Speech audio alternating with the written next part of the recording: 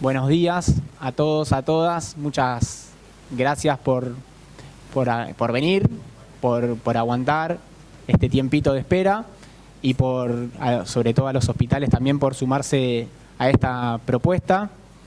Darles la bienvenida a esta primer clase inaugural del curso de formación para la implementación de los cuidados progresivos en hospitales provinciales, que para nosotros, desde la Dirección Provincial de Hospitales, aprovecho y me presento. Mi nombre es Mariano Salerno y soy director de Políticas de Atención de la Dirección Provincial de Hospitales.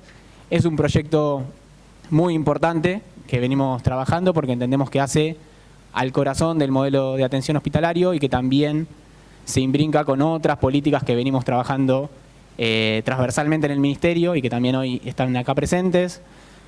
Aprovecho para hacer los agradecimientos pertinentes antes de empezar.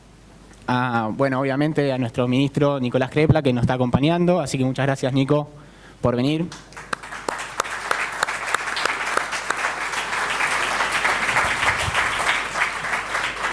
A Alexia Navarro, subsecretaria, nuestra viceministra también, gracias, Ale.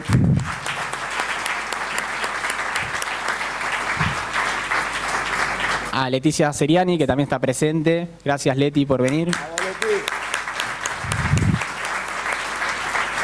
Y voy pasando rápido a Santi Pesi, a Lucía, a Fede, a todos los compañeros y compañeras también del Ministerio que vinieron a acompañar, que son parte de esta política, pero además son parte de un trabajo cotidiano, de un grupo de gestión del cual he aprendido mucho, del cual sigo aprendiendo y del cual me soporta. Así que muchas gracias, compañeros y compañeras.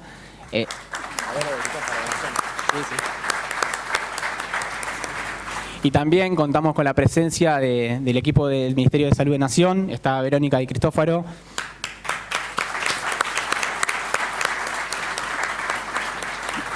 Que es subsecretaria de Articulación Federal del Ministerio de Salud. Está Martín Menafra y está Marcos Merelo también acompañando, así que muchas gracias. Van a ser parte también del aporte a esta política que ahora vamos a contar. Así que muchas gracias, compañeros y compañeras, por venir. Para hacer rápido el inicio, en esta actividad, en el día de la fecha, vamos a contar la propuesta del curso de formación, cómo venimos pensando desde la Dirección Provincial de Hospitales la implementación de los cuidados progresivos.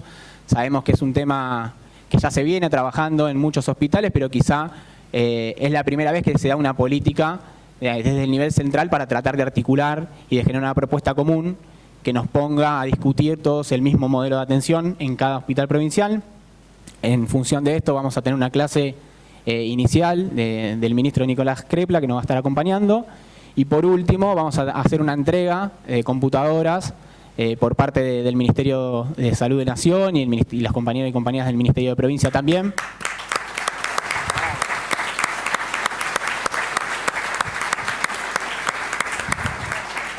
Que nos parecía muy pertinente que se dé hoy, porque vamos a trabajar el modelo de atención, vamos a trabajar las admisiones centralizadas, vamos a trabajar la agenda digital y sobre todo la informatización de nuestros hospitales, que sabemos que venían con una deuda pendiente de mucho tiempo y esta gestión está tomando esas banderas, así que se les va a entregar a los hospitales que aún no recibieron hoy una tanda de computadoras, así que bueno, muchas gracias por eso va a ser al final.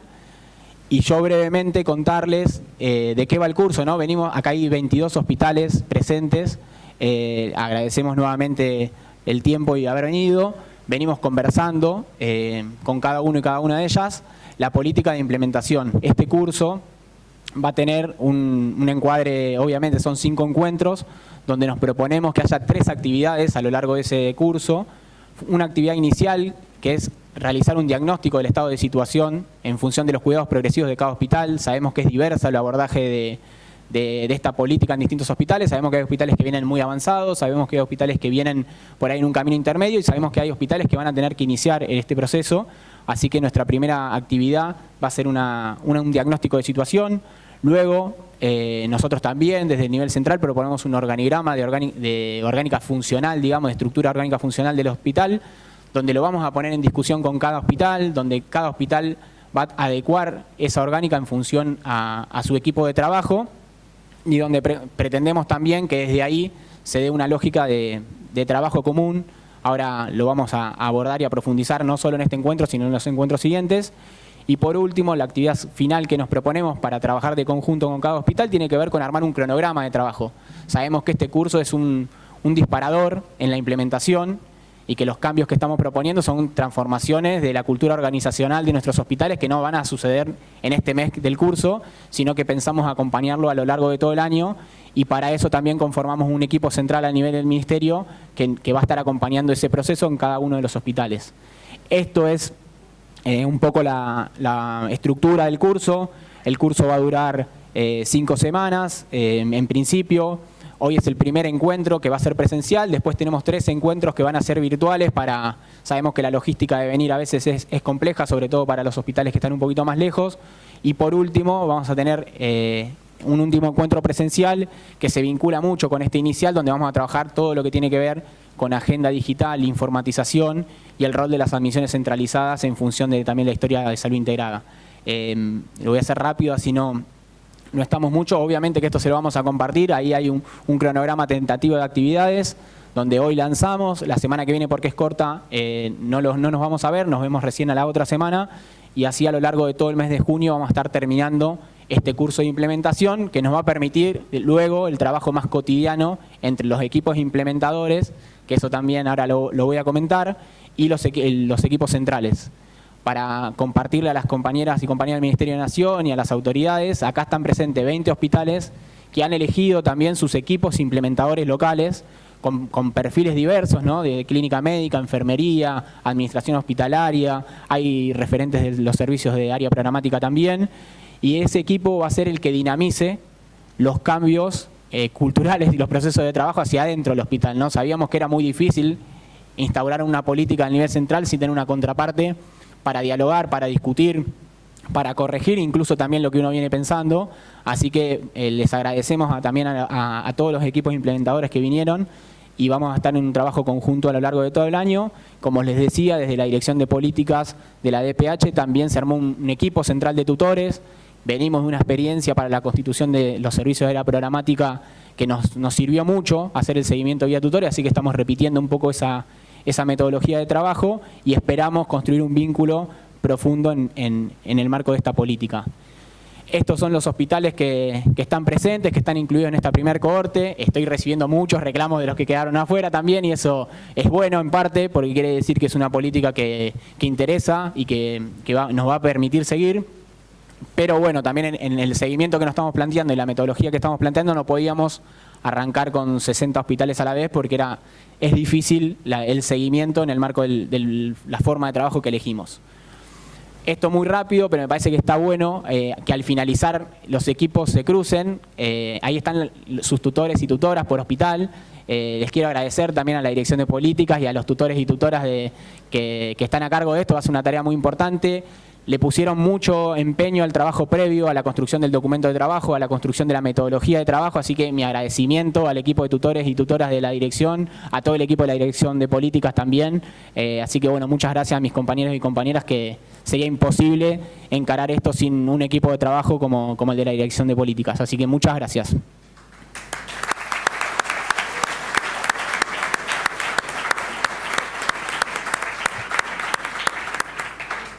Hasta acá mi parte, le dejo a Alexia las palabras iniciales y después seguimos con Nico.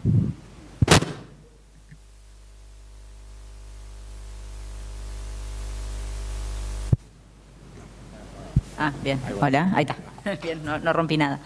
¿Cómo están? Buenas tardes a todos, a todas. Cortito, solo saludarles, agradecerles por venir, a todos los equipos.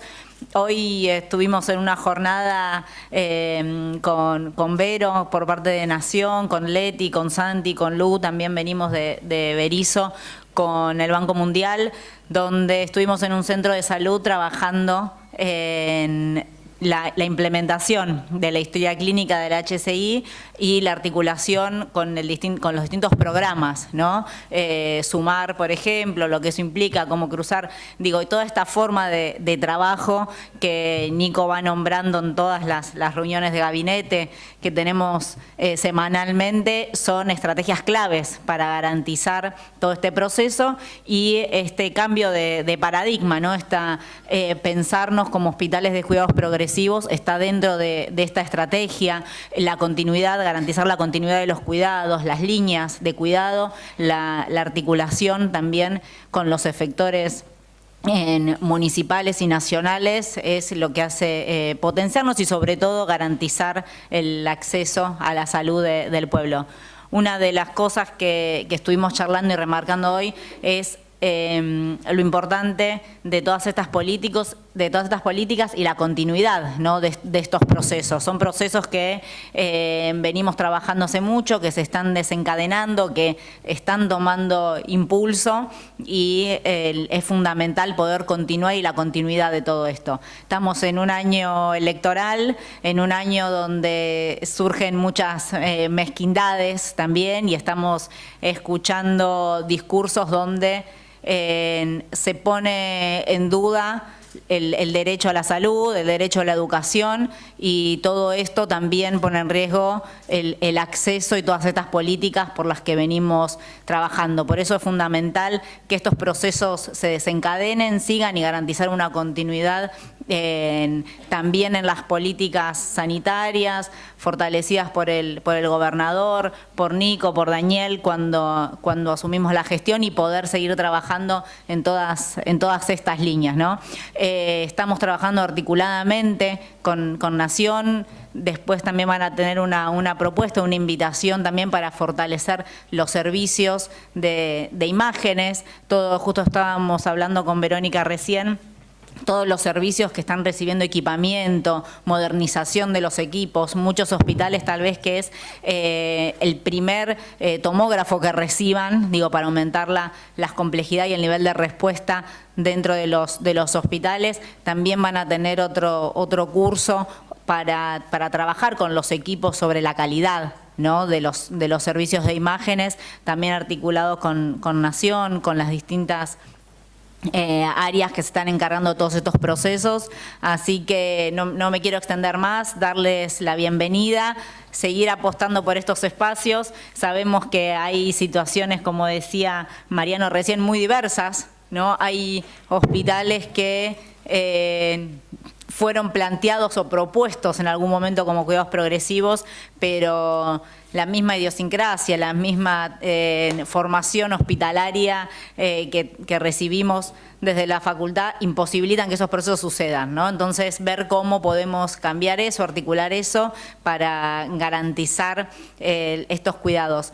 Y por otro lado, relacionarlo principalmente con la política de priorización, ¿no?, de recurso humano en las especialidades priorizadas, que se anunció también hace 2 semanas, que anunció el gobernador, porque nosotros no podemos pensar un hospital de cuidados progresivos sin fortalecer el equipo de clínica médica, sin fortalecer el equipo de medicina general, los equipos de pediatría, todos esos recursos humanos que por eso también están siendo priorizados, son los que tenemos que incorporar, trabajar con estas líneas que se plantearon, con los jefes de servicios, con la incorporación de recurso humano, también para fortalecer en estas líneas. Así que los dejo con Nico, que estamos todos acá para escuchar la clase y seguimos trabajando, estamos en contacto y los felicito por poder avanzar y que estos encuentros sean posibles. Gracias.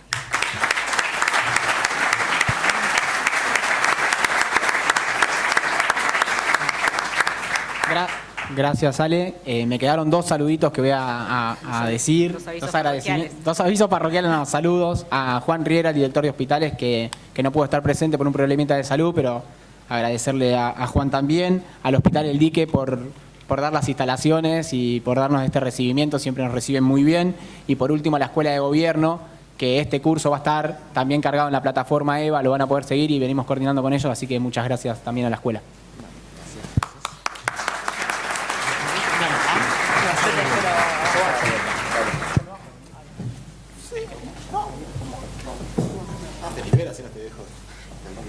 Como quieras vos.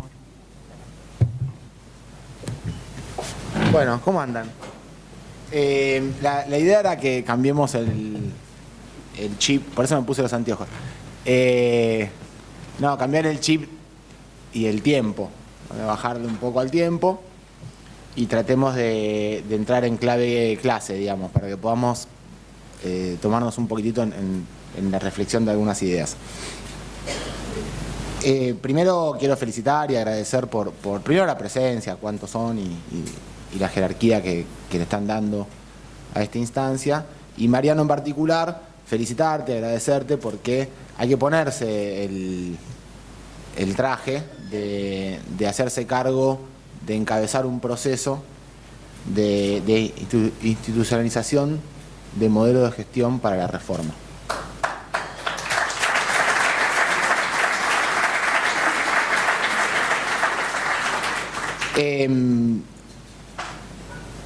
La reforma, vamos a hablar un poco sobre qué son las reformas, pero los sistemas de salud están siempre en reforma. Los sistemas, las sociedades, están vivas, están en proceso de reforma. El problema es qué hacemos con esa reforma, qué características va a tener y hacia dónde la llevamos. Nosotros instalamos formas de gestionar que tienen que ver con el debate, con la discusión, con la participación, con la elaboración de procesos para poder... Nosotros solemos hablar de la idea de construir procesos y ámbitos. La indispensable necesidad de construir ámbitos en donde se puedan poner en discusión los procesos para que estos procesos puedan avanzar. No es indispensable, es una forma de ver las cosas. Vamos a tratar de meternos un poquito sobre esto. Entonces, con una especie de trabajo de planificación, uno diría chino casi, hace muchísimos años nosotros venimos abordando la idea de la necesidad de la integración del sistema de salud. Todos nosotros, cada uno de sus distintos caminos, recorridos, encuentros, formas de trabajar, hemos ido construyendo un proceso que yo creo que viene en acumulación, digamos, ¿no? Uno a veces se imagina cómo son o piensa cómo es un proceso cuando vienen en retirada.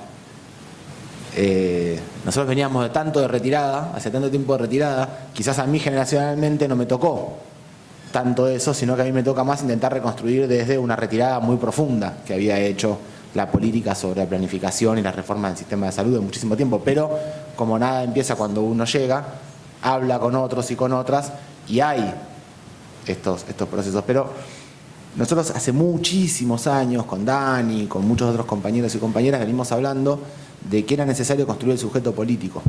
Esto lo dice Mario Testa literalmente. Hay que construir el sujeto político, un sujeto de acción que tenga la capacidad de instalar en la agenda política del debate la reforma del sistema de salud.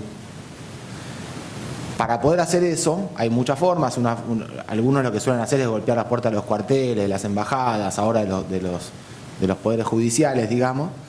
Esos son los que las reformas las harán en función de esos poderes concentrados. Y los que entendemos que las reformas tienen que ir para mejorar las condiciones de vida de los sectores mayoritarios y populares, entonces lo que tenemos que hacer es construir un movimiento político. Entonces, de mucho tiempo para acá, nosotros venimos trabajando y participando. Digo porque después aparecen discusiones como si fueran cosas distintas, y yo quiero tratar de explicar que no son cosas distintas. La militancia por el derecho a la salud y la gestión por la salud y la construcción de un derecho a la salud, y que uno no puede querer quedarse con una parte de esto y no comprometerse en otras las partes de esto. Nosotros necesitamos primero construir un sujeto con fuerza política. Quizás cada tanto se observa como más explícitamente cuando aparece un COSAPRO o un Encuentro Nacional de Salud o algún tipo de actividad de esas características donde uno ve algunos miles de personas, de trabajadores y trabajadoras de la salud, que están discutiendo las formas de llevar adelante ese proceso que lleva muchísimos años de elaboración, de construcción, de debate. Hace un año instalamos en ese proceso, ya luego de haber trabajado por mucho tiempo las nociones de la fragmentación, los diagnósticos de qué es la fragmentación, la construcción de los ámbitos para empezar a resolver los problemas de la fragmentación, instalamos unos ejes vectores durante más o menos un año de trabajo, en el cual pensábamos que era necesario intentar agrupar las políticas tendientes a ver si podían ayudar a encaminar los procesos en contra de la fragmentación. Todo el COSAPRO de este año, más del 90% de las actividades relacionadas con el COSAPRO de este año, estuvieron enmarcadas en estos 3 ejes que ustedes ven. Lo que quizás mi parte del trabajo, la mía, la de Dani, la de algunos otros compañeros y compañeras, tiene mucho que ver con la construcción de la idea de gobierno, y ustedes ya hemos hablado varias veces de a qué nos referimos con gobierno, de la necesidad de... Bueno, ustedes si la escucharon a Cristina el otro día cuando estuvo en el Teatro de La Plata y ella hablaba de un poder político fragmentado y una condensación de un mercado, hablaba de la necesidad de volver a construir poder político o gobierno, creo que dijo gobierno directamente. O sea, no es un problema privativo de las reformas en materia de salud, es indispensable entender que si no hay capacidad de tomar decisiones, no hay buenas o malas decisiones que se puedan tomar. Bueno, eso es una parte muy grande que hacemos mucho nosotros. Hay una parte muy importante de sistemas de información para los cuales trabajamos muchísimo todo el tiempo. Hoy algo de eso vamos a jugar con esa parte. Pero una de las cosas que nosotros cuando tuvimos que discutir qué ejes poníamos y cómo los planteamos y cómo los enumerábamos y cómo nos sentamos a hablar de esto, hablamos de algo que es un tema muy difícil de mencionar en Argentina, que es el modelo de atención. Primero porque nadie entiende. O sea, el que no es del sector de la salud entiende de qué estamos hablando, solamente entendemos nosotros, y los que entienden piensan que les vamos a afectar a sus negocios personales. Entonces, hay que lograr discutirlo bien, pero si no hablamos, para mí, mi perspectiva es que si nosotros no hablamos de modelo de atención, no hablamos a la gente de ninguna manera. Le podemos estar hablando a las instituciones, podemos estar hablando a los trabajadores, podemos estar hablando... Pero si nosotros no construimos una forma de relacionar al Estado, al sistema de salud, con nuestro pueblo, que haga nuestro pueblo sienta que estas reformas le van a mejorar su vida, entonces, ¿cómo hacemos para construir el sujeto histórico con el cual enfrentar las reformas necesarias en el sentido político que tenemos que llevar adelante? ¿Se entiende el razonamiento de esto? Entonces abordamos el tema del modelo de atención, que es... Nosotros no habíamos ni llegado a la gestión de la provincia de Buenos Aires y ya teníamos un paro de la Asociación de Médicos de la Ciudad de La Plata diciendo que veníamos a cambiar el modelo de atención. Porque ellos lo que querían era tener libertad de libertad. Digo, para que tengamos bien claro de que no es un tema menor en ningún sentido, es un tema menor. Y cuando nosotros hablamos de las características de ese modelo de atención, venimos a hablar de una cosa, esto es tremendamente interesante. Nosotros decimos algo que parece que fuéramos unos... ¿Hasta qué hora tengo? Ustedes no comieron como yo, ¿no? O sea, hasta la hipoglucemia vamos. Bien. Esto es interesantísimo. Están planteando en muchos lugares del mundo, nos contaba una compañera en Estados Unidos, que la atención primaria de la salud fue. Que dejémonos de joder con ese tema. Quizás uno parece que el que reivindica la atención primaria de la salud o es un nostálgico o es un generalista, digamos, se dedica a eso, digamos, o es un nostálgico, o muchas veces incluso lo dice porque está escondiendo la coneja, quizás. Quizás uno dice, no, porque atención primaria de la salud, entonces se da vuelta y se dedica a hablar de resonadores, digamos. Usás atención primaria de la salud como salvoconducto para parecer que estás haciendo algo que interesa en un sentido progresista y después hacer lo que se te canta. Bueno, pero en esa discusión, vieron que las palabras tienen mucho sentido, tienen mucha importancia las palabras, y más las palabras escritas, cuando las pones en un plan, uno se podrá quejar, pero en todos los planes en Argentina siempre hablamos de atención primaria de la salud, siempre. Dicen, no, pero el plan después favorece, no sé qué, pero aparece. Y como yo le decía, las reformas siempre están, y si las reformas no son en un sentido, son en otro sentido. Cuando nosotros no estamos avanzando en construir una reforma, hay otros que avanzan. Y hoy los sectores vanguardistas del complejo médico industrial, no sé si me voy a poner a hablar de eso hoy, pero capaz que sí, Digo, en Estados Unidos están diciendo, che, esto fracasó.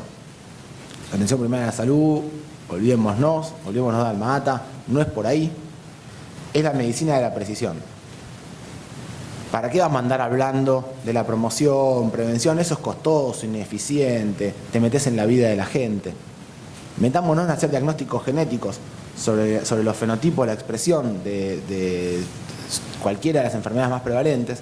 ¿Por qué la hipertensión? ¿Cuáles son los genes expresados? ¿Cuáles son los genes expresados en los trastornos arterioscleróticos? Y hagamos medicina de precisión para cada persona. Ustedes saben que hoy nosotros tenemos un arsenal de medicamentos que le damos a todos los hipertensos, como si todos fueran hipertensos por la misma razón, digamos, igual. Si le baja la presión es porque... Y después ven que no siempre funciona, entonces, si quieren, no decidimos hablar de epistemología hoy, podría ser necesario, pero hay algo de pensar que hay causas. Hay una cosa muy, muy cartesiana de pensar que si uno lo separa en cosas muy chiquititas, va a encontrar la causa final de la aparición de las enfermedades, entonces hay un medicamento para una causa. Esa concepción, que es la concepción imperante en el complejo industrial más potente de nuestro país, y es la lógica filosófica que acompaña el pensamiento científico del mundo y particularmente de Estados Unidos, hace pensar que se puede ir para allá. Pero con tal nivel de desatino que nos lo vienen a decir a nosotros. Digo desatino porque imaginémonos, nosotros estamos hablando de que le vamos a hacer un diagnóstico genético a cada ciudadana bonaerense. Digo, ni siquiera, yo no creo que sea real, creo que está mal epistemológicamente, científicamente, que es un error conceptual pensar que las enfermedades se producen de esa manera, que la sobrecarga de la causa biológica de las enfermedades está mal. Está mal, pero no porque estoy en desacuerdo ideológico. No tengo ideología sobre eso. Creo que está mal porque le erra, no porque no cumple con su objetivo. Pero supongamos que todo eso no existiera. ¿Cuánta guita necesitan? Necesitamos para darle... O vamos a llegar a Recoleta, Palermo y 5 barrios privados de la provincia de Buenos Aires para poder hacer este tipo de medicina. Digo esto porque se lo llaman a los nuestros, lo citan y le empiezan a decir la reforma va por acá. Y muchos de los nuestros, es decir, los que trabajan en salud en nuestro país, van y dicen, ven que es para ahí, cerremos centros de salud. Fíjense si no están cerrando centros de salud en muchos municipios de la provincia de Buenos Aires. Y abriendo hospitales de diagnóstico. Fíjense si no está pasando eso, ¿no? Digamos, esto es súper reduccionista lo que yo acabo de hacer, pero es lo que está de fondo. Si quieren podemos discutir 10 horas sobre eso.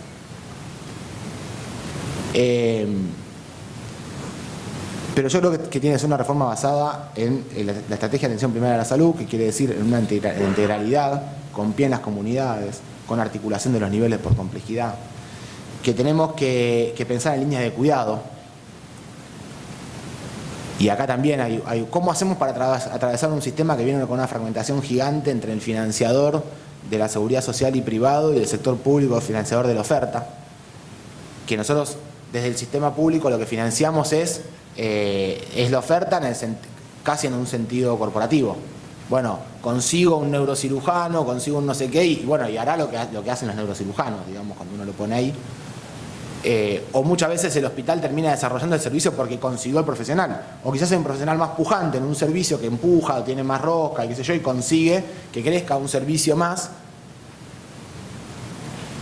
Porque estamos de una manera corporativa, digamos, lo digo sin vuelta, la intención de esto es una clase, no un discurso político, así que ayúdenme a no extraer frases y que después sean entendidas como con connotación política, ¿no? Es decir, tenemos que tratar de reflexionar con la mayor profundidad posible. Entonces, digamos, claro, el financiamiento corporativo a un sector hace una oferta. El otro es un financiamiento de prestaciones tecnológicamente mediadas, casi siempre. Diagnósticos, terapéuticas. Y hay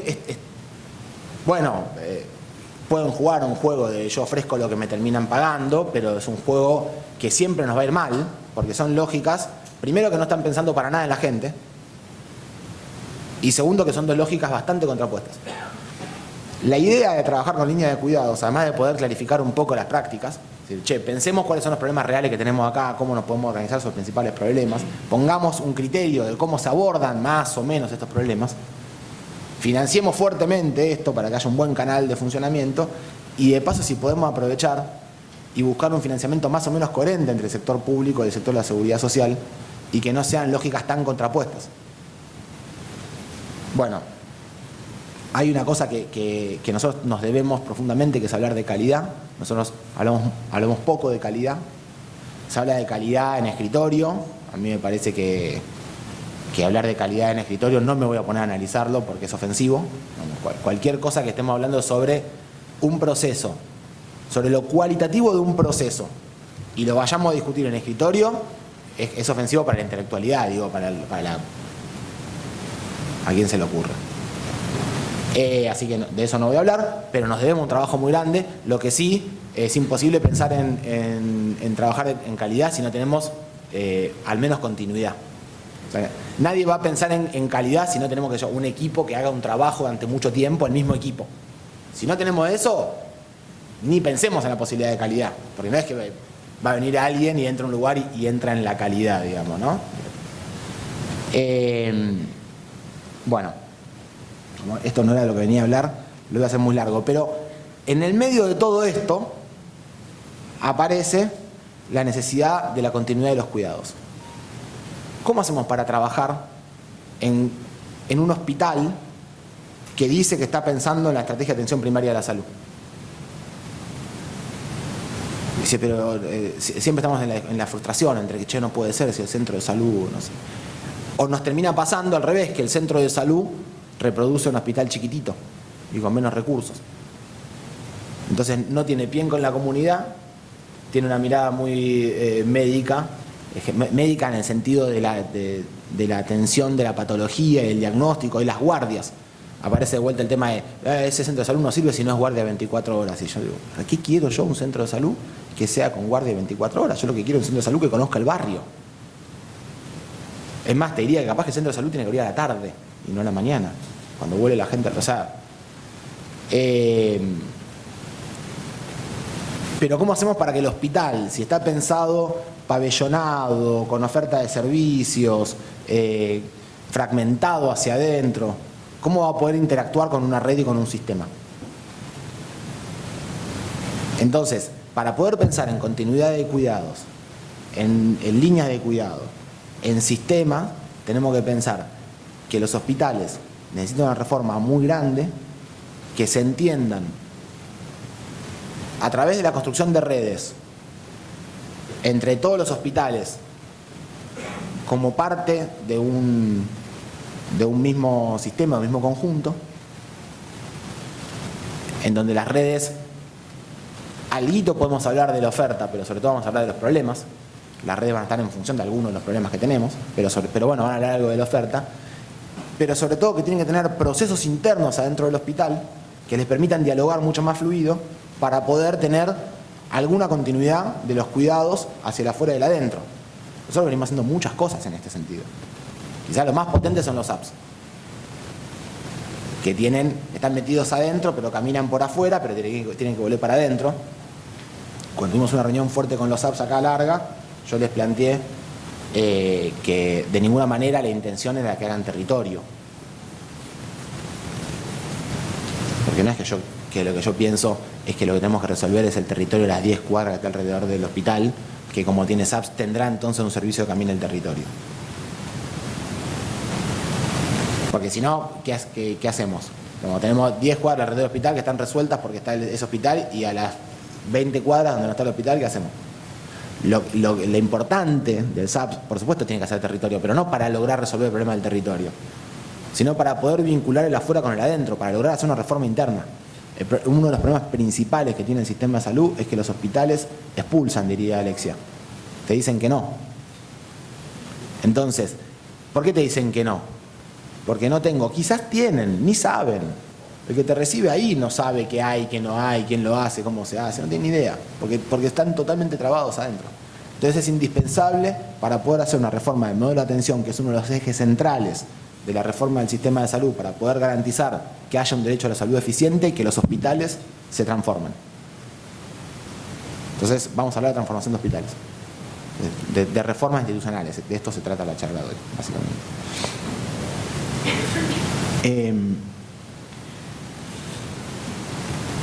Entonces, bueno, esto ya creo que ya lo dije todo.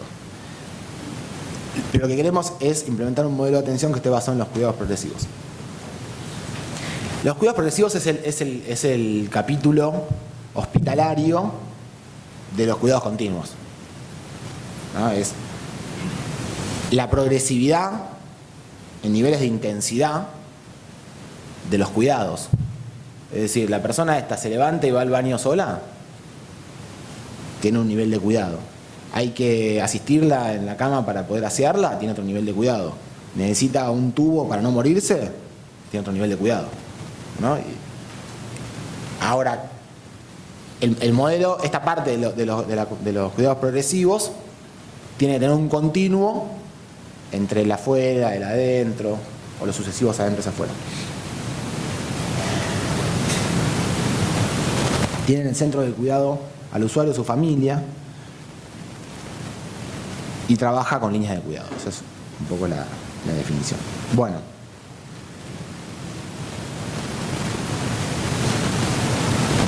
Nosotros armamos un plan quinquenal.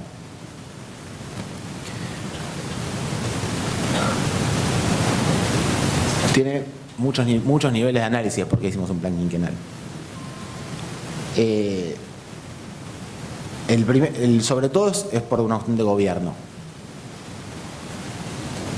Porque ahora, cuando nosotros nos ponemos a decir las cosas, yo ya la dije. No la dijimos ahí. Entonces tenemos una herramienta mucho más fuerte para empezar a discutir las reformas. No hay que empezar de vuelta cada discusión. Llegamos a un consenso, construimos una línea de trabajo, tenemos una masa crítica de trabajadores, trabajadoras, ciudadanos que acompañan ciertas líneas, tenemos un desarrollo con resultados potente, construimos una herramienta y decimos, bueno, vamos a caminar por acá. Todos saben que la planificación es hay algunos profesores que piensan que es una forma de mentir por escrito, digamos, ¿no? Yo lo que voy a hacer es esto. Uno lo que está diciendo no es que va a hacer exactamente esto, porque eso sería negar una condición indispensable de cualquier proceso social, que es la complejidad. Por supuesto que en el terreno de juego hay innumerables otros. Digamos, si hubiéramos sacado nosotros el plan quinquenal en el 2020, a mí me hubiera parecido mal hacerlo teórico, digamos, hacerlo antes de asumir la gestión. Por más que uno conoce y tenga experiencia, militancia, historia, equipo, qué sé yo, no es lo mismo. Pero bueno, si me apuran, lo puedo hacer. Ahora yo, el 1 de enero, plan quinquenal 2020, vamos para adelante, aparece la pandemia. Digo, no es que la pandemia te obliga a ir en contra de tu plan, pero claramente no vas a cumplir con tu plan de la forma que lo digo esto porque el plan tiene que tener cosas concretas, pero tampoco digo esto insistiendo para los que tengan experiencia en gestión en cualquier programa, en cualquier lugar, cuando vienen de afuera y te lo financian, te obligan a que vos pongas las metas y después las rindas para que después te garpen, y si no lo hiciste, porque gestionaste mal. Entonces, si bueno, vos querés que yo mienta. Digo, porque ¿cómo va a ser que la vida va a ser exactamente como yo pensé que iba a ser? ¿A quién se le ocurre tamaña barbaridad? Bueno. No, nosotros somos unos cracks porque sabemos hacer cosas que después la realidad tienen tal nivel de importancia que la realidad no logra modificarlo, digamos. Pero lo dice Alexia porque nosotros hemos rendido muy bien. No sé si ¿saben ustedes eso? Que nosotros tuvimos una ejecución extraordinaria de crédito de financiamiento internacional al punto tal de que somos el ejemplo para el BID, no sé si es bueno o es malo, pero somos el ejemplo para el BID de cómo se ejecuta un crédito. Lo importante es que nosotros conseguimos recursos y los aplicamos y les llegó al sistema de salud, están auditados, están medidos, y hemos gastado un crédito que estaba para 6 años en 1 año, y estamos entonces ya en la segunda fase de crédito. Para mí es un orgullo de gestión, hay que ser dinámico con los recursos que uno consigue, es un orgullo, lo dice porque bueno, hemos logrado que sucedan ciertas cosas y también tuvimos un buen acompañamiento, nos bancaron, pero más allá de eso, planteamos un plan, el plan es un norte, es un sistema de camino, es una serie de prioridades, una forma de organizar las cosas, también es una herramienta de construcción de la realidad. Nosotros desde ese plan tenemos que sentarnos a debatir en cada hospital. Es decir, si ustedes en los hospitales encuentran resistencias dentro del hospital, tienen que sentar y decir, muchachos, acá hay un plan. Y está aprobado, lo presentó el gobernador. Esto va a pasar, así que sentémonos a discutir con eso. Para avanzar en esa construcción, ¿no? Pero bueno, nosotros pensamos que en ese proceso del plan tiene una serie de elementos importantes. Se pone en claro cuáles van a ser las líneas de cuidado principales, las primeras con las que vamos a arrancar, con las que nosotros tenemos que garantizar accesibilidad a los medicamentos, a las tecnologías. Ustedes habrán visto en los hospitales empezaron a llegar endoscopios, ¿no? Todos los hospitales tienen endoscopios. Bueno, eran indispensables que hubiera endoscopios, claro. Pero también porque estamos en una línea de cuidado, nosotros queremos hacer diagnóstico oportuno del cáncer. Y si nosotros no teníamos endoscopio, ¿para qué hacíamos sangre oculta en materia fecal?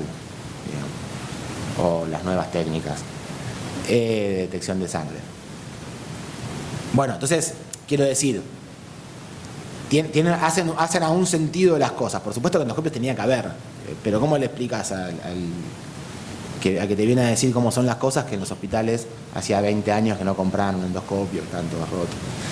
Es decir, tenemos que armar las líneas de cuidado, tenemos que hacer un trabajo muy grande con la fuerza laboral, tenemos que empezar a reconstruir una noción de pertenencia a un sistema de salud.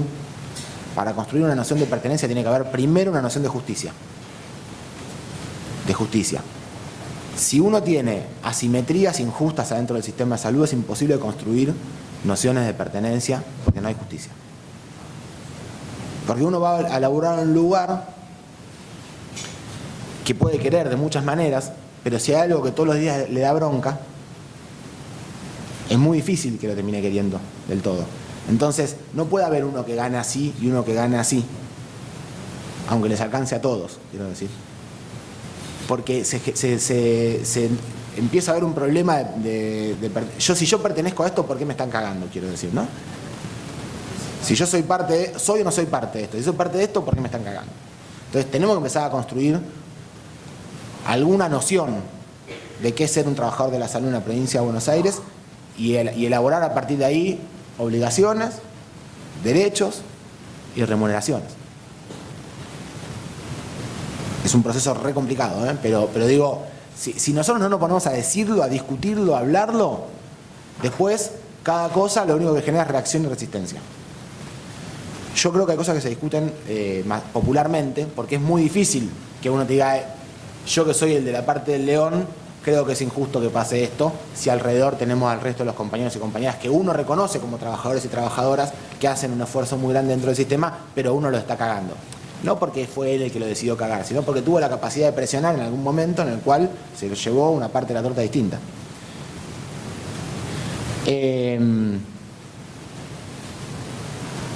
Pero una de las cosas principales que planteamos en el plan quinquenal es la red. Y la red, básicamente lo que nosotros venimos discutiendo con esto es ¿cómo hacemos para pensar la integración de un sistema que cuando hablamos con cualquiera de los actores de la mesa, que ahí no están los trabajadores, los actores de la mesa del sistema de salud están los financiadores, los dueños de los laboratorios, los dueños de los que juegan ahí, los que llegan a los medios y qué sé yo, no están, no somos nosotros. Bueno, yo soy ministro, así que sí, pero solo como soy ministro. No soy ministro, no soy. Digo esto porque también hay que construir otro ámbito, que son los encuentros que hacemos para que se vea que hay otros actores, otros jugadores. Pero si no, los únicos que tallan son los que tienen la posibilidad de lobby.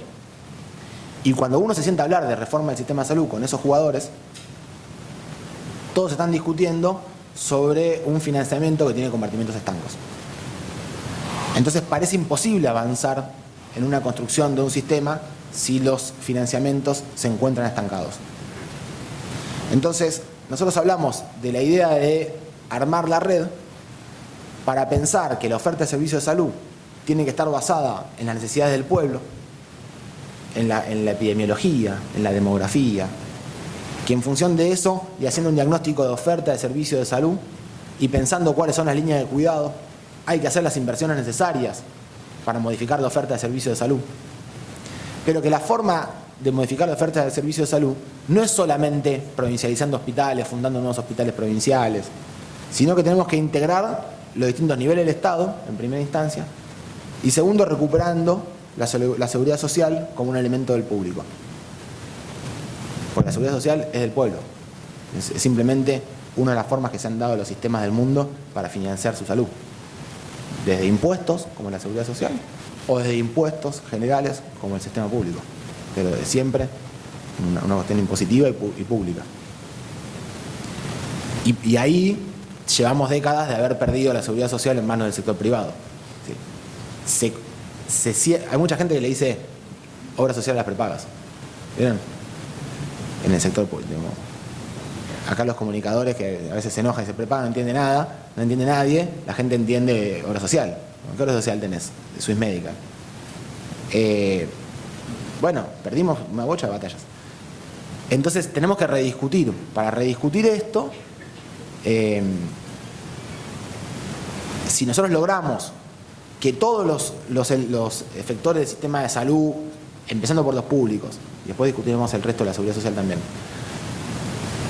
se encuentran articulados en función de la necesidad del pueblo y de la línea de cuidado, y no en función del financiador, después discutimos el financiador. Es decir, si la clínica de la UOM de Campana tiene un servicio de hemodinamia, yo no sé si necesito poner en el hospital público un servicio de hemodinamia. Excepto que se esté pensando en hacer negocio y sacar una renta extraordinaria y llevarse a otro lugar. En ese caso no juega. Pero si juega, puede ser parte de la red.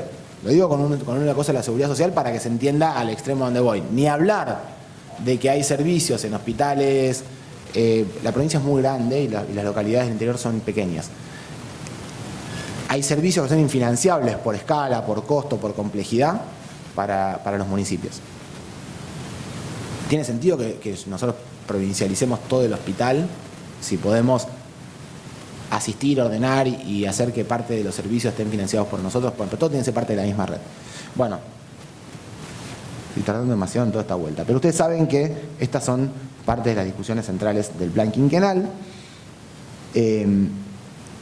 Y todo lo que yo quería decir con esto es lo de las reformas estructurales del sistema de salud no es porque a nosotros nos parezca que había que hacerlo, no es porque creamos que va a ser más eficiente. Es indispensable, es obligatorio. No puede haber una construcción de un derecho a la salud si los hospitales públicos no atraviesan una profunda reforma. No va a pasar. Entonces tenemos que entenderlo o discutirlo. Si no están de acuerdo, lo discutimos y nos quedamos hasta pasado mañana, pero lo discutimos.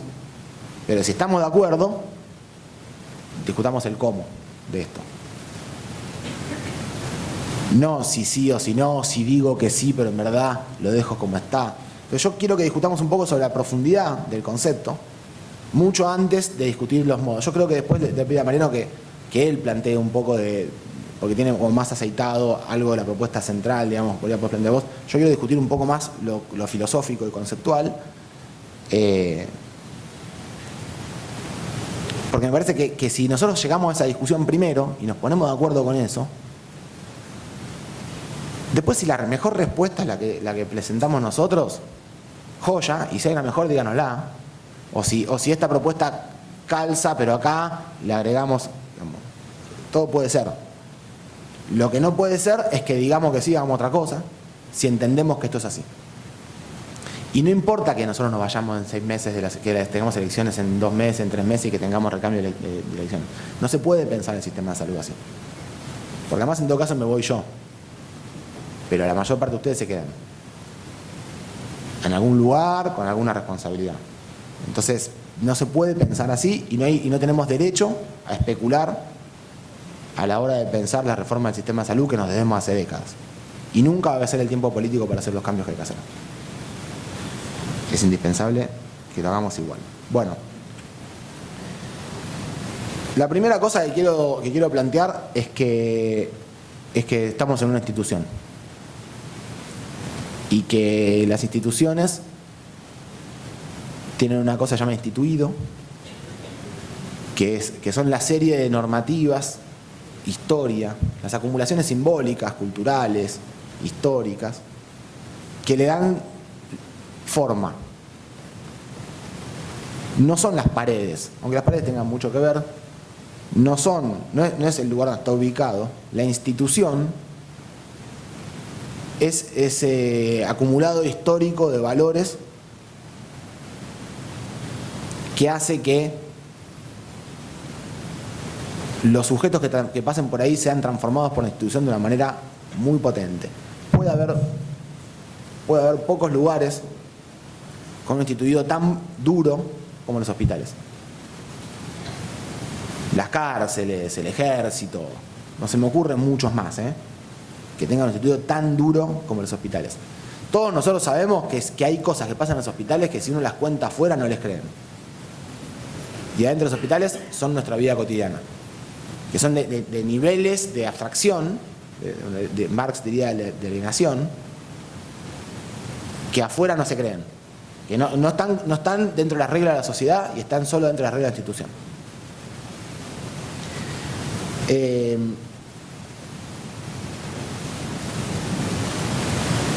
Este planteo, las instituciones son cosas vivas que tienen al mismo tiempo, y ustedes lo pueden ver, reproducción, pero también transformación. Hay cosas nuevas todos los días en los hospitales. Y todos los días pasa lo mismo. Y hace 40 años que pasa lo mismo y todos los días pasan cosas nuevas. Y las dos cosas son inexorables. Ese juego de la institución tiene, conceptualmente se llama instituido e instituyente.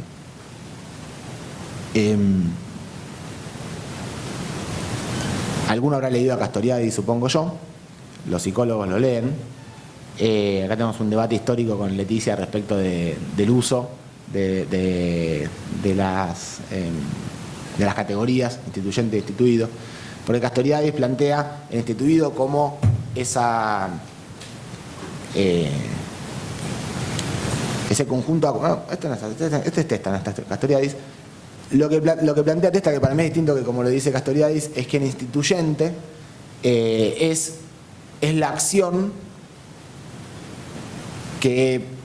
o la fuerza que genera el capital acumulado que, según este planteo que hace Mario, termina siendo el instituido. Castoriadis plantea la transformación como instituyente y lo constituido como instituido, y un diálogo continuo entre instituyente e instituido para dar el funcionamiento de esto que decíamos al principio de estabilidad y cambio, reproducción y transformación.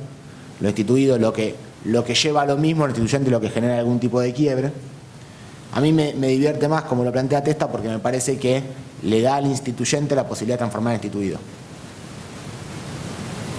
de una manera un poco más potente de como lo plantea Castoriadis. Pero más allá de eso y de las formulaciones teóricas, lo que es importante saber de esto, o por qué lo estamos diciendo, es porque existen vectores adentro de las instituciones que tienen la posibilidad, no afuera de las instituciones, no agentes extraños, no otros elementos que no son reconocidos como por parte de las instituciones, son parte de los procesos de estabilidad, cambio, reproducción y transformación que decíamos al principio, que son instituyentes, que son capaces de transformar lo instituido. Y conocerlo, interpretarlo, es indispensable para que podamos saber desde con qué jugadores de qué manera, o quiénes son los muy rígidos y a quienes hay que ayudar a modificar, o con la fuerza de quienes hacemos esa modificación, apuntalándonos sobre qué fuerzas, o a quienes hay que convencer pues ya tienen la fuerza, pero el sentido de la reforma no es quizás la que nosotros queremos. Esto no sé si vale la pena decirlo, pero sí quiero decir que las instituciones, hay muchas formas de transformar una institución. Esto es de Mario, es un PPT de Mario que si alguna vez le tuve una clase con Mario, capaz que lo usó. No le cuenten. No le cuenten que le robo el PowerPoint. Si no tuvieron nunca una clase de fuerza laboral con Mario, ténganla. Bueno, no se lo pierdan porque es un fenómeno en la vida. Bueno, pero ¿qué es lo que quería decir con esto? Y no me voy a meter a describir cada una de las formas en las cuales se transforman las instituciones. Pero las instituciones, si son como un conjunto, uno podría pensar que esa institución puede cambiar ciertas reglas. Y puede cambiar las reglas haciéndose más porosa, haciéndose más permeable al exterior. Puede ser que instale algunos elementos en su propia institución que lo vinculen con otras instituciones de afuera, típicamente el SAPS. Algo que está en la institución, que es parte de la institución, pero que tiene por lógica vincularse con otras instituciones. Y le puede permitir hacer alianzas, construir redes. Cuando aparece en teoría de complejidad, hay uno de los elementos centrales para entender. La teoría de complejidad es una teoría epistemológica que niega la existencia de las causas. Y es súper difícil de entender para aquel que nunca se puso a leer complejidad, háganlo. Pero cuando uno pierde la expectativa de pensar que los problemas tienen causa y tienen proporcionalidad, o sea que si yo hago esto va a pasar esto de tal manera, que para que pase esto tiene que haber sido tal grave la injuria o qué sé yo. A mí siempre me encanta como ejemplo, ¿ustedes se acuerdan las nenitas saltando el molinete en Chile? Y eso desencadena a Boric presidente, ¿no? ¿Se acuerdan cómo las nenas y termina con la poblada y llamado a la constituyente? Y bueno, más allá de que no vamos a hablar de la política de Chile, me parece un ejemplo absolutamente alucinante de lo desproporcionado de las cosas. Le habían aumentado 10 centavos el boleto de subte y se pusieron en rebelión un centro de estudiantes de pibes de secundaria, clase alta, clase media alta. Y a partir de eso se arma tremenda reforma. Obviamente que no surge de ahí, que había toda una historia, pero ¿quién podría pensar que no era mucho más fácil bajarle los 10 centavos del subte y aplacar ese problema? Bueno, estas cosas se llaman emergentes. Es decir, va a pasar algo, siempre pasa algo, a nosotros nos pasa todo el tiempo, algo que no tiene causa, que no viene de ningún lugar, pero que tiene tal fuerza que ese emergente modifica las correlaciones del sistema.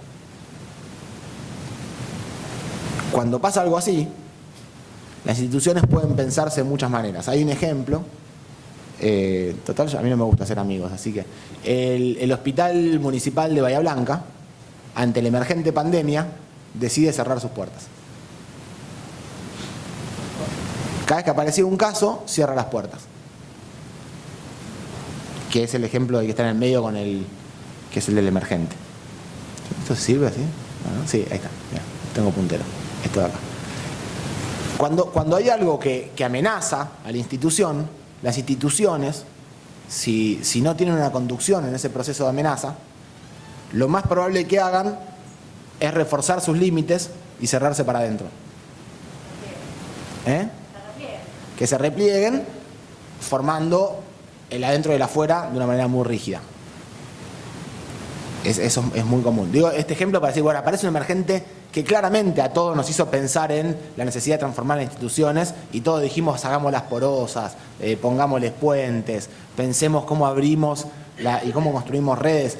Todos no, pero la mayor parte de nosotros dijimos, che, hay que sentarse a hablar. Y uno dijeron, cierro la guardia. Es impresionante, pero es lógico, es natural.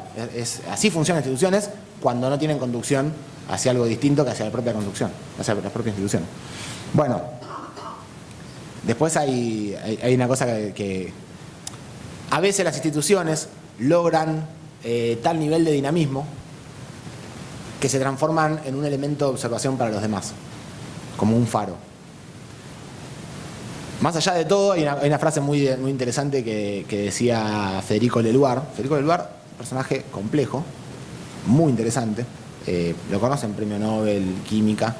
El tipo... Hay un libro que se llama La nuca de Hussein, de Marcelino Cereijido. No sé si es muy interesante. No, a mí me gusta porque me dediqué mucho tiempo a ser fisiólogo, entonces me parece interesante. Pero el tipo con Hussein no tenía mucho diálogo, porque era como hablar con un busto, pero el Leluar era un tipo mucho más llano. entonces sí podía dialogar con Leluar y era un pibe y tenía dudas y le preguntaba cosas. Te decía, pero ¿usted cómo hace? Le decía a Leluar, para leer toda la ciencia que aparece todos los días y todos los días se publican tantas cosas y usted es el uno, el chabón es el uno. Y el tipo le dice, no, lo que pasa es que cuando vos llegás a un lugar te empiezan a leer a vos. Entonces vos ya no tenés tanta responsabilidad de leer a los demás. No importa que no perder ese lugar. Esto más allá de lo risueño, que Leluar era un personaje muy particular, más allá de la anécdota de Leluar en particular, hay ciertas posiciones en las cuales uno se puede poner que le dan tal nivel de fortaleza a lo que produce y reproduce que los fenómenos externos solamente son tomados como algo positivo para la propia institución. Es muy interesante. Uno puede llegar a llevar a la institución a un estado en el cual estos posibles emergentes sean impulsos. Y el resto venga a aprender, ¿no? Bueno, pero hay reformas y reformas. En los 90 ahora viene el planteo de como fue de 2016 a 2019, y viene el planteo que hace Macri, que hace Burrich, que hace... También quieren hacer una reforma profundísima. Macri planteó la CUS, acá no sé si leyeron lo que estuvo circulando el otro día de Milei como propuestas también. Habla de la CUS, habla de la libre negociación de salarios entre el médico y el paciente, o sea, corriendo todo tipo. Bueno, hay reformas y reformas. Si uno no se sienta a pensar la reforma, lo único que uno puede hacer es resistir las reformas. Y yo me he visto resistiendo reformas. Que a mí me parece terrible. Porque decir, no, dejemos el hospital como está, dejemos la universidad como está. Yo he hecho abrazos y cosas a hospitales, universidades en mi vida, ministerios de salud en mi vida, cuando la quiero transformar. Pero no es que, pero vos podés decir que esto que está pasando acá está perfecto, no. Pero mirá la característica de tu reforma. Lo que vos venís a plantear es una reforma regresiva. Entonces, o la reforma es una reforma progresiva, o la reforma es regresiva y hay que hacer resistencia. ¿Pero qué es una reforma progresiva? Bueno, esto lo voy a tratar de hacer lo más rápido posible. Pero yo les digo esto porque ustedes tienen que hacer una reforma profunda del hospital. Entonces, piensen en los valores de esa reforma. ¿Cómo van a encarar esa discusión? ¿Cuál es la doctrina que va a imperar adentro de nuestro servicio, de nuestro hospital? Entre los trabajadores, ¿quién va a ser el mejor? ¿El que quede jefe? ¿El que le gana a los demás? ¿El que tenga más papers? ¿El que tenga... ¿Es una competencia entre ellos a ver cuál se destaca y es superior? Porque hay dos formas de ganar, ¿eh? Una es publicar más paper que el otro o que el otro publique menos paper que yo, ¿eh? Y tienen, en términos aritméticos, el mismo resultado, pero tienen lógicas complejas. Ahora es casi imposible pensar que si hay una competencia no van a estar las dos cosas metidas en el medio. Yo intentar hacer más y tratar de que el otro no haga, si hay una competencia. Ahora, si la reforma tiene carácter progresivo, tenemos que buscar aquel que tenga más solidaridad en su construcción. Guarda porque acá tenemos instituciones, ¿eh? Tenemos documentos, cosas que nos dicen que se ganan por competencia. La discusión política es de la meritocracia, es por competencia. ¿La fuerza laboral qué es? ¿Un factor productivo? Vamos a hablar un poco de eso, pero es decir, ¿yo qué necesito? Necesito 3 médicos más porque tengo que hacer 50 cirugías más, porque tengo tantas cirugías, porque, por ejemplo, el CUD me está dando bajo.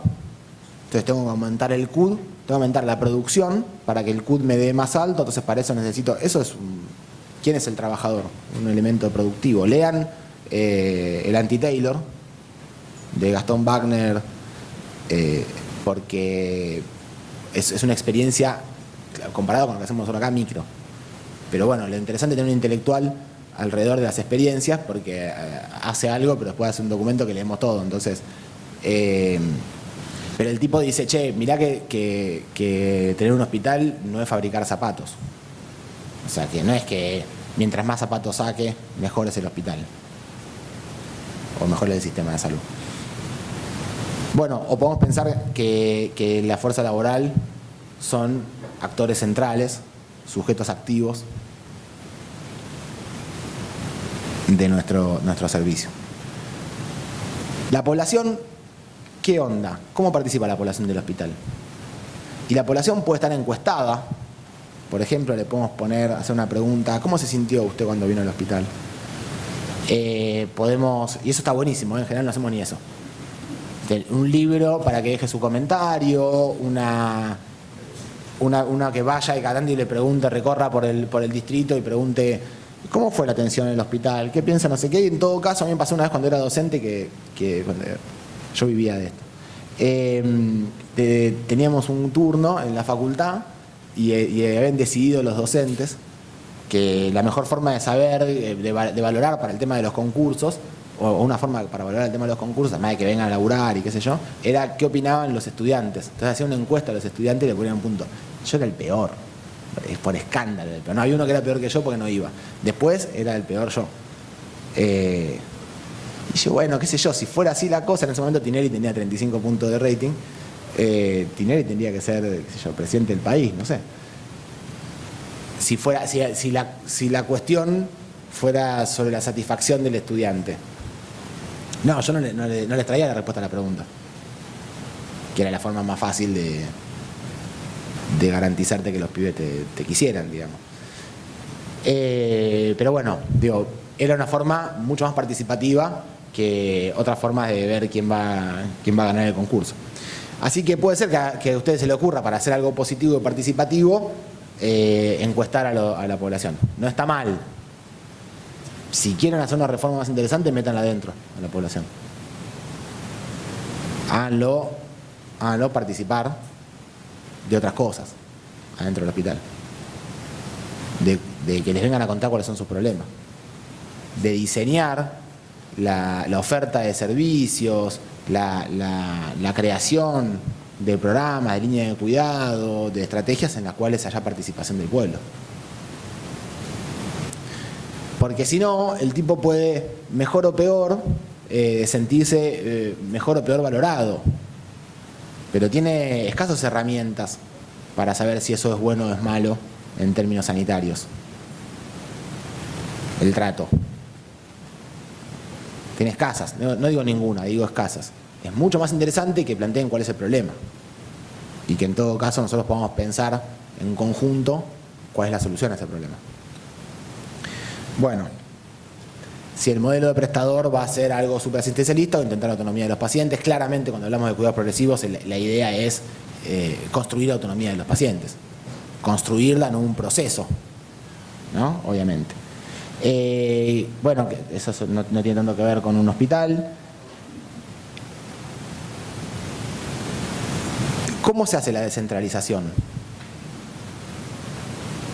¿Se terciariza a otro? ¿Se privatiza? ¿O se hacen acuerdos? Porque todos tenemos acuerdos con otros sectores de la sociedad. Que puede tener fines de lucro, no importa, yo no estoy discutiendo sobre eso. Estoy discutiendo sobre la responsabilidad de los procesos. Si nosotros lo que vamos a hacer es ofrecerles a un otro, te doy esta parte del tema y resolvela, eso es una privatización de un sector. Se independiza de las lógicas. Entonces tenemos que hacer un trabajo mucho más grande para lograr que no vaya por un camino que termine siendo o destructivo de la propia institución, o que pongamos a toda institución a entrar a la misma lógica de sálvese quien pueda. Entonces, si hay una articulación con otro, tiene que haber corresponsabilidad de los procesos. Bueno, esto de la configuración, eso es más para el sistema. Del financiamiento, y ahí hay una discusión que nosotros venimos hablando y hay que trabajarlo fuertemente. Ustedes verán que históricamente en los hospitales se suele decir mejoró la gestión porque aumentamos el recupero de los costos y entonces ahora facturamos más. Y está bien, es cierto, a veces hay procesos que no hacemos y no y no facturamos. Yo espero que muy prontito eso deje de depender de humanos. No sé. Digamos, en algún punto va a estar independizado con sistemas de información, con lo cual por ahí no va. Lo que sucede es que si nosotros queremos ser muy buenos con un sistema de financiamiento por subsidio a la demanda, lo que tenemos que hacer es poner barreras de acceso al sistema de salud. Es decir, que la gente nos venga a mostrar su credencial. Y para que nosotros atendamos, sin que nos pasen la credencial, que vaya a la oficina que está allá, en general está abajo, en el fondo y lejos, y demuestre que es pobre. Si logra demostrar que es pobre, entonces nosotros atendemos sin costo. Si no, que pele la tarjeta. Y es una forma de ser más eficiente con el recupero de costos. Lo que sucede es que le ponemos barrera de acceso a gente que no puede cumplir con esa traba. Entonces esa no puede ser la solución. Yo creo que si nosotros seguimos insistiendo, quiero decir con esto, sí, hagan lo mejor que puedan. Todo mango que recuperen, háganlo. No es con ustedes la discusión. La discusión es para mí con el sistema. Yo no quiero recuperar el 90% de OSDE. Yo quiero recuperar el 70%. Hoy debemos estar en el 30%. Quiero recuperar el 70%. Y el 30% que me deben, pedírselo. Me debes el 30%, poneme un tomógrafo nuevo, arreglame la sala de no sé qué, poneme 2 ambulancias, comprame un móvil, que nos ayuden a subsidiar la oferta. Porque no puede ser cierto que la única forma en la cual el Estado puede articular con los otros sectores es reproduciendo la lógica del sector privado. Porque además la reproducimos mal si queremos garantizar el derecho a la salud.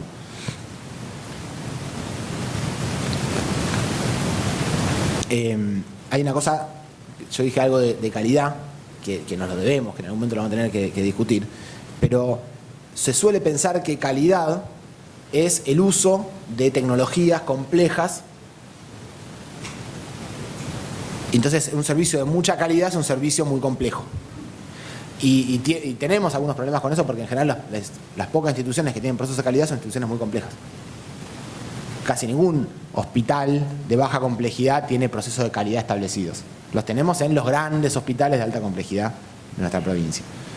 Y en verdad la calidad debe ser la adecuación de esos usos. La alta tecnología para aquel que lo precisa, pero para el que no. Bueno. Esto para mí es, si yo tuviera que sentarme con ustedes a pensar qué hacemos con esto, no digo que yo sea brillante, pero anótense algunas de estas cosas que les hayan más interesado y piénsenlas posta, piénsenlas posta, che, ¿qué vamos a hacer con la gente? ¿Les bajo un memo para decirle que vamos a hacer un cambio o lo llamo a decirle, che, queremos hacer un cambio y después bajamos el memo? Con los trabajadores, Hay uno, esto no es nuevo, pero vieron que está Google y todos esos que uno va a laburar y juega al metegol, ¿viste? Puede dormir la siesta en el trabajo. Dicen, qué revolucionario, eso empezó como en los años 60. Y los tipos lo que dicen, hay 2 teorías, y hay un autor que es MacGregor, que plantea el humanismo de las transformaciones, el humanismo de las instituciones. El tipo plantea años 60 que hay como 2 formas de ver a los trabajadores. Una que era la que hacía Taylor, el que laburaba en la Ford, digamos, el que hacía los autos, que es el que ordena el que hace los primer proceso de producción científica, industrial, tipo responsabilidades, tiempo, hace una estructuración para lograr, decir, usted quiere tener tantos autos, venga que yo le explico cómo se hace. Y te hace científicamente el costeo. Bueno, ¿qué decía Taylor? Y Taylor dice la teoría X. El ser humano ve al trabajo como una obligación y siempre intentará escapar del cumplimiento de sus responsabilidades. Así que tienen que ser obligadas, estimuladas y castigadas, castigadas o amenazadas para que cumplan con sus funciones y alcanzar los objetivos institucionales. O sea, le ponemos dedito, le pagamos un plus por presentismo, le descontamos el plus si falta. Será entonces central contar con quien cumpla el rol de jefatura, que a veces lo tienen que respetar al jefe, obedecer y también temer. Para lo cual, en los hospitales lo que suele suceder es que hay algo discrecional que el jefe tiene, alguna horita, alguna cosita que tiene el jefe, que si vos no le respondés te la saca y te la pega en el salario. O te hace laburar afuera, en algún lugar, está en el hospital, pero afuera te hace laburar en otro lado. Le debés por algo, de alguna manera, a los mejores jefes, los que efectivamente conducen la tropa. Porque el trabajador, por su propia naturaleza de trabajador, quiere obedecer órdenes. Porque si fuera por él no haría nada. Eso es lo que plantea Taylor. Es lo que plantea, digo...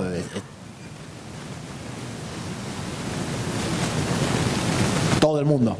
No Taylor, todo el mundo. Todas las políticas económicas, le ponemos dedito, lo cagamos a palo, Eso es lo que plantea la teoría X de McGregor. La teoría Y de McGregor es la otra, la que dice, y yo creo que en salud, en todos lados tenemos todo, ¿no? Siempre. Pero nosotros laburamos con profesionales que han metido mucho tiempo para llegar a ese lugar de su vida. Y hay algo más que la guita. Hay algo más que la guita. Que eso no quiere decir que no viva. Yo creo que los profesionales de salud sigue habiendo tantos que quieren ser profesionales de salud, todo, porque en general tienen laburo, en general viven. Soy el primero que se enoja. Yo soy así de extremista. Me caliento, me enojo cuando me plantean que son víctimas los trabajadores de salud. No son víctimas de nada. Así lo digo de entrada. Después discutimos, son mejores o peores condiciones laborales. No me quiero enojar. Digo, creo que hemos puesto demasiado esfuerzo en la discusión del pensamiento de la teoría X, de cómo son. Entonces la discusión, cuando nos sentamos a hablar con los trabajadores, es más guita o menos laburo. ¿Cómo cerramos un problema con las corporaciones de la salud? O le ponés más guita o le sacás alguna responsabilidad en laburo. O ambas. Porque porque se piensa, porque toda la negociación piensa que los trabajadores odian el laburo y hay que tenerlos cagando para que puedan laburar de alguna manera. Y si sos bueno, los tenés más o menos bueno en el sentido de respetar tu empresa, que sería el Estado en este caso, los tenés más o menos cagando y si vos querés que te apoyen los trabajadores, les soltás un poquito. Creo que en trabajadores de la salud tiene que haber un enorme porcentaje de población que entre mejor en la teoría Y que en la teoría X. Enorme porcentaje de la población. La teoría Y postula que la creatividad, la realización personal y social, el poder de la imaginación y del pensamiento de la gran mayoría de los empleados es su verdadero motor. El trabajo es algo motivador e inherente a nuestras vidas. El trabajo no es considerado un peso y tampoco es considerado una obligación. Se trata de un momento de producir y de complementar la organización. El funcionario, en esta segunda postura, puede aportar ideas y expresar sus expectativas sin necesidad de coacción, ya que los administradores y funcionarios tienen objetivos en común que se basan en el crecimiento y rendimiento profesional. Yo creo que enormes parte de los trabajadores ven esto de esta manera. Cuando empezamos la gestión, tuvimos una discusión política con algunos compañeros y me decían, yo laburo muchas horas. Me decían, ¿por qué no caes de noche a los hospitales? A ver quién está, quién no está. ¿No? ¿Por qué no caes a la tarde a ver quién está y quién no está? Y los tipos que ya no sepan, si un día no le cae el ministro y no está el director, entonces... Buena leche el planteo. El planteo buena leche. Yo pienso que es una garcha. Humildemente lo pienso. Porque yo creo que ustedes están acá porque están convencidos de lo que están haciendo. Y en todo caso vamos a sentarnos a discutir miles y miles de veces hasta que nos convenzamos cada vez más. Y nos sumemos en el mismo sentido y lo militemos. Los directores, los funcionarios y para abajo los trabajadores también. Tenemos que lograr que los servicios sean, los hospitales sean lugares donde uno quiere ir. Y pasa todo el tiempo. Esas instituciones, eso que vemos ahí arriba como la idea de eso de Faro, todos creo, yo no sé, a usted le ha pasado, a mí me ha pasado, yo experimenté momentos de eso en mi hospital, por ejemplo. Y que no me quería ir y quería llegar al día siguiente y quería ver lo que hacía mi compañero y mi compañera de laburo, que me parecían maravillosos. Y en las residencias pasa mucho. A mí me pasaba mucho en ese momento que estábamos haciendo investigación y yo sentía que no tenía ninguna importancia probablemente para el cosmos de las cosas, pero a mí me parecía absolutamente alucinante lo que estaba sucediendo. Me motivaba completamente. Claro, si te rompen el hospital, si te cae el techo encima, si el inodoro no funciona, es muy difícil sentirse realmente motivado. Yo por eso jodo tanto con eso, con que se vea bien, que esté bueno, que sientan que hay un poco de amor, porque tenemos que lograr sacarle esto a los tipos de adentro, a los laburantes de adentro. Tenemos que lograr sacarle esta sensación. Que hay que dar señales, que va a haber uno que nos va a cagar, que interprete esa posibilidad para laburar menos horas y hacer otra cosa, y a ese en todo caso en algún momento se la daremos. Pero por uno que te caga van a aparecer muchos otros que empiecen a expresar, a aflorar eso que tienen para poner arriba de la mesa. Y que no lo podemos poner nosotros, no lo puede poner otro, lo tiene que poner cada uno, tiene que salir de cada uno. Tenemos que lograr que haya el empuje desde ese lugar. Bueno, ya voy a terminar, me queda re poquitito. Lo único que quiero decir es que esto, las discusiones de aprendizaje, los procesos de discusión, son de aprendizaje no en un sentido académico. O sea, el aprendizaje académico es indispensable en tanto nuestro trabajo es técnico. Pero el aprendizaje en un sentido de trabajar sobre la realidad para poder desarrollar mejores experiencias o mejores estrategias para poder predecir lo que va a suceder y tener mejores resultados, es indispensable como proceso, dentro del proceso de transformación. No puede haber un proceso de transformación sin un proceso de aprendizaje ligado. Entonces, hay un otro, yo te estoy citando yanquis del MIT, para que después no me acusen de zurdo comunista. El otro del MIT, este se llama Paul Senge también, o Senge, qué sé yo, también es del MIT, más o menos década 60-70, es este tipo. Y el tipo dice que las instituciones también aprenden. Que no son los niatos que están en instituciones los que aprenden nada más. Que las instituciones también aprenden. Y que si la institución no aprende es porque se está destruyendo. ¿Se acuerdan que había uno de los dibujitos que habíamos visto era un hexágono que se achicaba? Ese no lo mencioné, pero bueno. Se achican si no aprenden, si no incorporan, si no están en este proceso de... No es clases. No es UDH del hospital lo que estoy diciendo, ¿se entiende? No es Ateneo. Que son todas cosas indispensables, que nos hacen bien a todos y que sin ningún lugar a dudas, de ahí surgen ámbitos para otra cosa. Estamos hablando de otra forma, de que la institución, que los participantes, que los sujetos que están ahí adentro sean parte de un proceso de debate y que construyan esa... Bueno, eso, no descansa que haya cursos en organizaciones, sino que la organización como un todo tiene que aprender y tiene que ser sistemático. Yo, que soy un fanático de los ámbitos, no sucede porque uno lo desee profundamente y con mucha fe y mucha esperanza. Sucede si hace el ámbito. En un ámbito es una agenda. También se detesta. La agenda, dice, no, voy a poner la agenda política. Y uno dice, ¿qué será la agenda política? La agenda política es la agenda de Cristina. O sea, esa es la agenda política. Cuando Cristina dice que a las 3 de la tarde va a hablar de tal cosa, es porque está en la agenda política. Si no está en la agenda de Cristina, no está en la agenda. O sea, digo Cristina para mí porque es como la condensación máxima de la política. En el caso de Axel, si a Axel no le parece que tenía que pasar si no agendaba ir a recorrer territorios y pasar por los vacunatorios, no estaba en la agenda política, porque la agenda era la agenda de él. Cuando él va y habla sobre eso, se construye alrededor de lo que pasa, de la acción política, se construye una serie de cosas. Entonces, que esté en la agenda, significa que esté en la agenda. Para que esté en la agenda de la reforma, tiene que estar en la agenda de ustedes. Ustedes tienen que poner un horario en el que tantas veces por semana se juntan con las personas que tienen que juntarse a discutir sobre esto. Si no hacen eso, por más que lo deseen con profundidad, no va a pasar. Esos son los ámbitos. Además, yo lo puse, pero viste, la semana pasada justo tuvimos tal cosa y la semana siguiente tuve otra. Los ámbitos se defienden siempre. Uno va siempre a los compromisos que tiene con los demás. Bueno, perdonen que diga cosas que son tan obvias, pero a veces parece que del salto de lo práctico de lo teórico a lo práctico nos comemos. Es la traslacional esta es la medicina traslacional de las políticas de gestión. Bueno. Y este Senge dice una cosa que se llama la quinta disciplina, que habla de esto, en un libro que se llama así, la quinta disciplina, que habla de esto de los aprendizajes, y el tipo tira estas.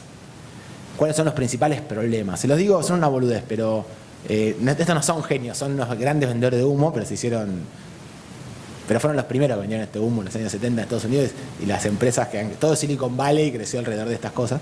Bueno, pero ¿cuáles son los grandes problemas? La identificación con el puesto. Es un problema.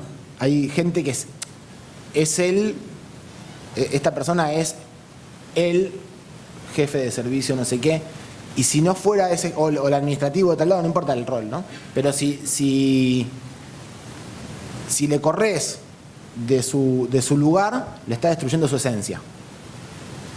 Entonces, teme que si uno le cambie algo de la estructura, de la forma de la organización, no estás atentando contra su vida cotidiana y solamente tiene incertidumbre, lo estás matando.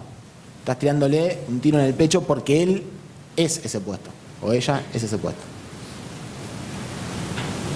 Pasa, deben tener ustedes en su cabeza cientos de personas que son el puesto. A mí me pasa cuando yo recorro hospitales con ustedes que me dicen, ella está acá hace 35 años, orgullosa, está ahí hace 35 años haciendo eso, una genia, pero está hace 35 años haciendo eso y lo que le enorgullece es eso que hace, no lo que le aporta a la institución. Entonces tenemos que ver cómo logramos no matarla, no romperla, pero transformarla en otra cosa que funcione para la institución. Y si no, reducir el daño, ¿sí? Porque no podemos cagarle la vida a una persona que piensa eso. Y si no lo vemos, no nos estamos dando cuenta de lo que está por pasar. Porque se viene un quilombo que no podemos medir. Yo me acuerdo, yo soy médico de un hospital de la Ciudad de Buenos Aires, del Ramos Mejía de la Ciudad de Buenos Aires. En los años 80 hubo un director, fines de los años 80 creo que era, hubo un director de hospital que intentó hacer una reforma de cuidados progresivos en el hospital. Pablo Bonasola, no sé si ustedes lo conocen. Fue director de muchos hospitales, falleció hace unos años. ¿Vos lo conocés, Pablo? Un buen docente, un buen tipo. El tipo quiso hacer, él lo contaba cuando me daba clase de esto, el tipo contaba que fue a hacer armó una reforma, se sentó con todos los jugadores, tenía los jefes de servicio adentro, y el Ramos es un hospital re grande, y tenía todo para hacer la reforma, y no había hablado con los residentes. No habló con los residentes, porque ¿quién habla con los residentes? Uno supone que si hablas con el jefe de servicio del residente lo tiene metido dentro del bolsillo y ya está. Y no habló con los residentes. El que era jefe de residentes del servicio de cardiología, pensaban que al sacarle la sala internacional del servicio de cardiología, le sacaban su existencia, dejaba de ser. Y no era el jefe de residente, porque el jefe de residente se va al año siguiente, es el instituido jefe de residentes, el que se estaba resistiendo por identificación con su puesto. No la hizo. Hoy el hospital sigue teniendo sala de internación de uro, sala de internación de oftalmo, sala de internación. Tiene internación, cada servicio tiene su propia sala de internación. No la pudo hacer. Había logrado todo, se había olvidado del que se queda después a las 12 del mediodía laburando dentro del hospital y se le pinchó la cosa. Se tuvo que ir él. Digo porque a veces uno no ve esto de la no proporcionalidad de las cosas y de la no causalidad. Bueno. El segundo punto es el enemigo externo. Es el más fácil de todos los enemigos. Es la razón por la cual cerramos la puerta de los hospitales. El que viene de afuera, el que viene de otro lugar. Ni hablar de si le ponemos un director que no es dentro del hospital. Bueno, el enemigo externo, el que me viene a cambiar las cosas y no conoce, no sabe lo que le ayudé, no sabe es una resistencia absoluta. Sepámoslo, ¿qué hacemos con eso? Es el enemigo, el externo. Ahora, si la ilusión de control es buenísima. Esto es bien de la gestión. Deja, yo me ocupo. No, pero es un tema difícil. ¿No confías en mí? Sí, confío en vos. Yo me ocupo. Y entonces lo dejás, ¿viste? Pasa un tiempo y no lo resuelve. Y dice, no, pues se hizo un quilombo, necesito. Ahora viene el siguiente. No, después me meto en el siguiente que está por ahí, que es el de... Se complejiza, traes un equipo administrativo para resolver el problema, pero el dejar yo me ocupo, la ilusión de control, esto es mío, es mi área, esto hablarlo con tal que él se encarga de esto, que es como, siquiera en la discusión que estamos antes, es como la terciarización del proceso. ¿De clínica se encarga el jefe de clínica? Sí, yo me encargo, dice el tipo, listo, se encarga. No. Entonces lo que hay que hacer es acompañarlo en el proceso. Bueno, ¿y cómo te vas a encargar? No me voy a encargar así, me voy a encargar... Bueno, ¿y no te parece tal cosa? Sabiendo que sos el enemigo externo, ¿no? En ese momento. Pero tenés que hacerlo, porque capaz que hay uno que puede, pero es muy probable que nadie pueda tener el control de los procesos porque no hay causalidad. La fijación en los hechos. Esto también es típico de instituciones muy duras.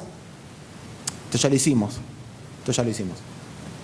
Y cuando vos le pedís al tipo de cirugía que haga tal cosa, pasa a tal otra. Decís, no, está bien. ¿Eso cuándo fue? ¿En el 74? No, sí, ya sé, pero bueno, las cosas son distintas. Vos pensás que son distintas porque no tenés 40 años acá como yo. Yo hace 40 años que esto pasa siempre lo mismo. Eso es imposible que lo cambie. O sea, si uno no logra romper la profecía autocumplida, no salís de ahí. Y eso va a estar siempre. La parábola de la rana es la maldad que suele tener, que se suele hacer para las cosas negativas. La conocen todos, ¿no? Si uno agarra un agua hirviendo y le tiene una rana encima, la rana sale cagando y se va. Ahora, si la metés en el balde de agua fría y le prendés la hornalla, se hierve. Entonces, cuando las reformas muchas veces pasan, en la ciudad de Buenos Aires quisieron cerrar hospitales. ¿Se acuerdan? Quieren cerrar hospitales porque, claro, si la ciudad de Buenos Aires se piensa como una provincia, tiene 2 oftalmológicos, nosotros no tenemos ninguno. Tiene gastroenterológicos, Entonces dicen, no, para la población, 13% de los habitantes de la ciudad de Buenos Aires, me sobra todo esto. Entonces dijimos, vamos a empezar a cerrar hospitales, achiquemos, no sé qué. No pudieron cerrar hospitales, porque hubo una resistencia. Era la rana y el agua caliente. ¿Qué hicieron? Cerraron las camas. Bueno, después lo hicieron acá en la provincia de Buenos Aires también, en la tocó gestionar. Entonces el hospital que tenía 190 camas, en 15 años de macrismo tiene 90 camas. Entonces iban a cerrar 4 hospitales, cerraron 15 hospitales, funcionalmente.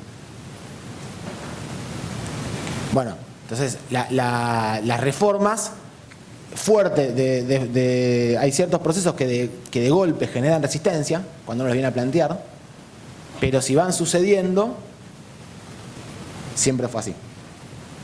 Bueno, el aprendizaje basado en la experiencia tiene mucho que ver con el tema de los hechos, de la fijación de los hechos. Es decir, bueno, reproducimos lo que ya pasó, entonces llamemos a tal que ya sabe hacerlo.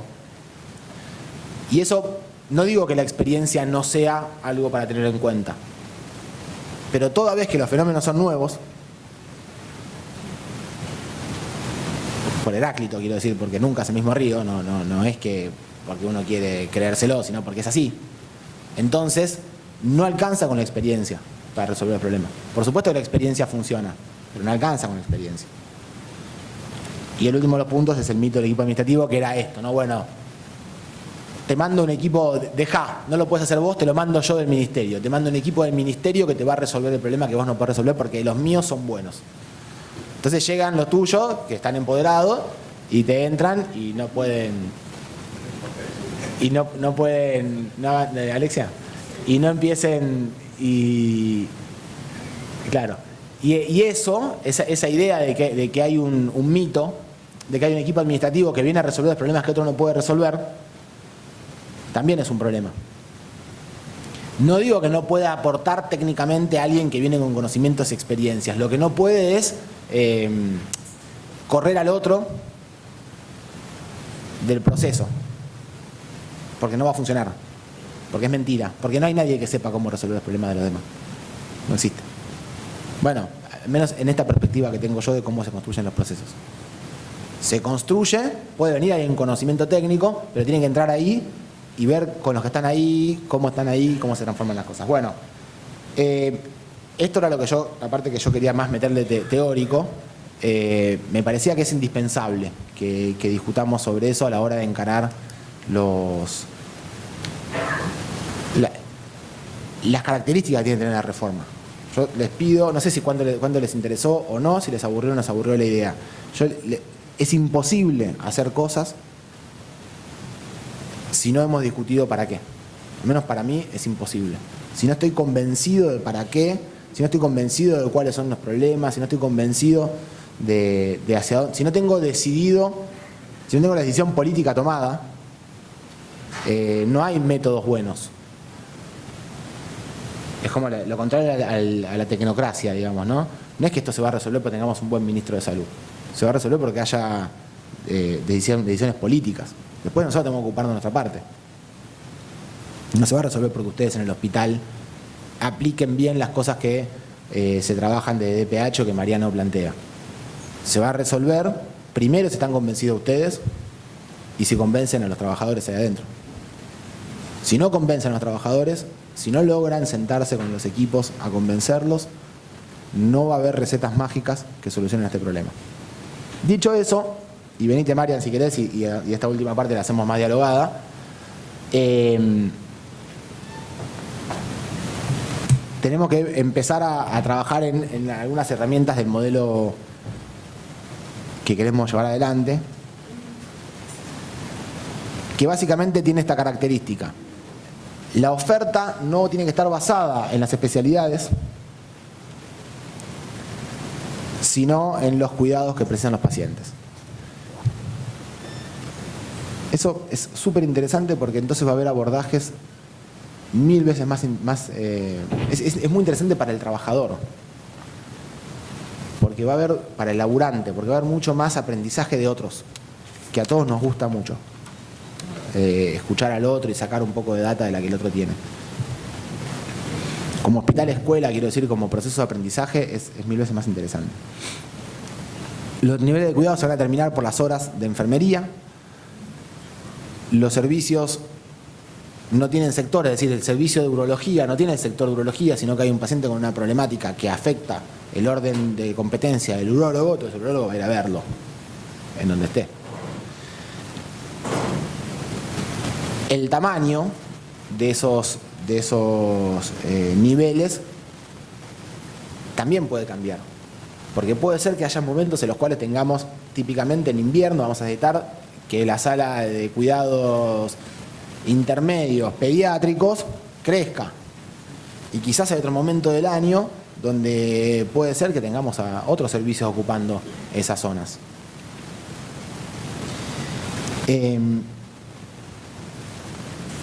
¿A dónde va a ir? Eso va a ser en función de las necesidades de enfermería y médicas, que la enfermería tiene un rol mucho más protagónico. Entonces, esto es importante porque hay que sentarlos en la mesa a la hora de pensar, no a la hora de tengo un paciente, traigamos a los enfermeros, ocúpense del tema de enfermería, esa, ¿no? ¿Quién se ocupa de enfermería? Tengo un jefe de enfermería que es bueno, él se ocupa. No, que venga a discutir si acaba un servicio de tales características, si el edificio tiene tal forma. Son cosas que a veces los médicos pensamos que tenemos que hacer nosotros y que no tiene. Enfermería pasa a tener un rol central también en la reforma, quiero decir. No a partir de la reforma en la gestión de los pacientes, en el proceso de la reforma. Bueno, la continuidad asistencial, que el conocimiento experto es transversal y que esto es importante. Cuando uno hace trabajo de grupo, con interdisciplinar, trabajo en grupo interdisciplinario, los miembros de ese grupo tienen roles, tienen competencias y se tienen que respetar. No es que viene el grupo D y entonces viene el grupo este que aborda tal temática y todos hacen lo mismo y entonces les terciarizamos el orden de resoluciones. Tenemos que también hacer un trabajo el psiquiatra dentro del equipo de salud mental tiene una particularidad y hay que desarrollársela, al psicólogo, al enfermero, hay que darle también un espacio para su parte y sus responsabilidades. Que después tiene que notar que se va a ver todos los días revalidado y potenciado en su trabajo grupal con sus otros compañeros que tienen otros saberes que aportan hacia eso. Bueno, esto lo decía María, lo decíamos al principio, ¿no? Que ya hay hospitales que tienen estructura orgánica funcional de cuidados progresivos, pero que después, en la mayor parte de ellos, adentro de la institución funcionan como sin reforma, como hospitales pabellonados, históricos, con lo cual, guarda, porque hay muchos que te dicen, ustedes se tomaron un trabajo largo de estar acá bancándome sin tirarme piedrazos, pero capaz porque soy el ministro, ojo. Porque es un detalle, porque por ahí, en este caso, pero es ministra, si fuera un docente cualquiera capaz que dicen callate, pero en este caso se complica. No, pero No, porque nos pasa que te dicen, yo ya lo tengo en cuidado progresivo. Entonces, che, ¿este está en cuidado progresivo? Y vos vas y te dicen, yo tengo cuidado progresivo, por eso acá interno trauma, acá interno no sé qué es. No, pero lo tiene en la estructura orgánica funcional, pero después en la práctica no. Entonces ahí hay que sentarse a verlo. Y está el otro caso que es, no tiene la estructura orgánica funcional y sí lo están trabajando de esa manera, digamos. Claro. Por eso parte de este encuentro y de esta formación colectiva tiene que ver con ir compartiendo también esas experiencias. Qué fuerte que suena. Sí, hay que hablarle así como... Bueno, hay que crear estructuras en función de las leyes. Esto es importante porque también desde 430 hay una discusión re grande que nos debemos sobre jerarquías en la 430, súper importante. Podemos aprovechar el impulso de esta reforma para pensar jefaturas, departamentos que nos debemos en la 430, que no tiene, y podemos aprovechar este momento para hacerlo. Vamos a hacer una reforma y esa reforma que tenga un impacto más grande va a tener acompañamiento de los laburantes. Pensemos cómo conseguimos acompañamiento de los laburantes para hacer la reforma. Entonces puede ser que sea que encaremos en simultáneo estas ideas. Bueno, la reforma tiene que tener intervenciones de hospitales, espacio para generar estos cambios. Esto de los hospitales dignos desde el punto de vista ambiental, espacial, que estén lindos, que estén bien, que estén limpios, que estén esos iluminados, no sé qué les pasa a ustedes, pero laburar con poca luz a mí me pone, o sea, si hay un lugar que me tengo que ir es un lugar sin luz. El modelo de atención basado en las personas, en sus diferencias, en sus decisiones. Redefinir la atención en redes integradas de servicios de salud, donde el hospital es un efector facilitador del derecho a la salud. Y nosotros, eso es lo que hablábamos antes, ¿no? Las líneas, las redes hacia dentro del sistema, las líneas de cuidado, para líneas de cuidado que nos ayuden a tener guía de práctica clínica, que me ayuden a mí a tener un argumento para si yo salí a comprar tal tecnología, tal medicamento, que los ayuda a los servicios a ordenarse en función también de esta línea de cuidado y de las redes, pero sobre todo, y esto es súper importante, la continuidad de cuidados con el territorio. ¿Cómo lo elaboramos? El otro día estuvimos en una reunión, un COFESA raro, pero muy lindo, que tuvimos estos días. Fue lindo, fue un COFESA muy distinto a otros para mí. Y hubo una parte donde los hospitales nacionales presentaron su servicio de cuidados paliativos. Hospitales nacionales y dos AMIC. Y hacen cosas re lindas y etcétera. Pero el problema que tenemos es que están metidos en la provincia de Buenos Aires, el Posadas, y piensa el Posadas como un universo.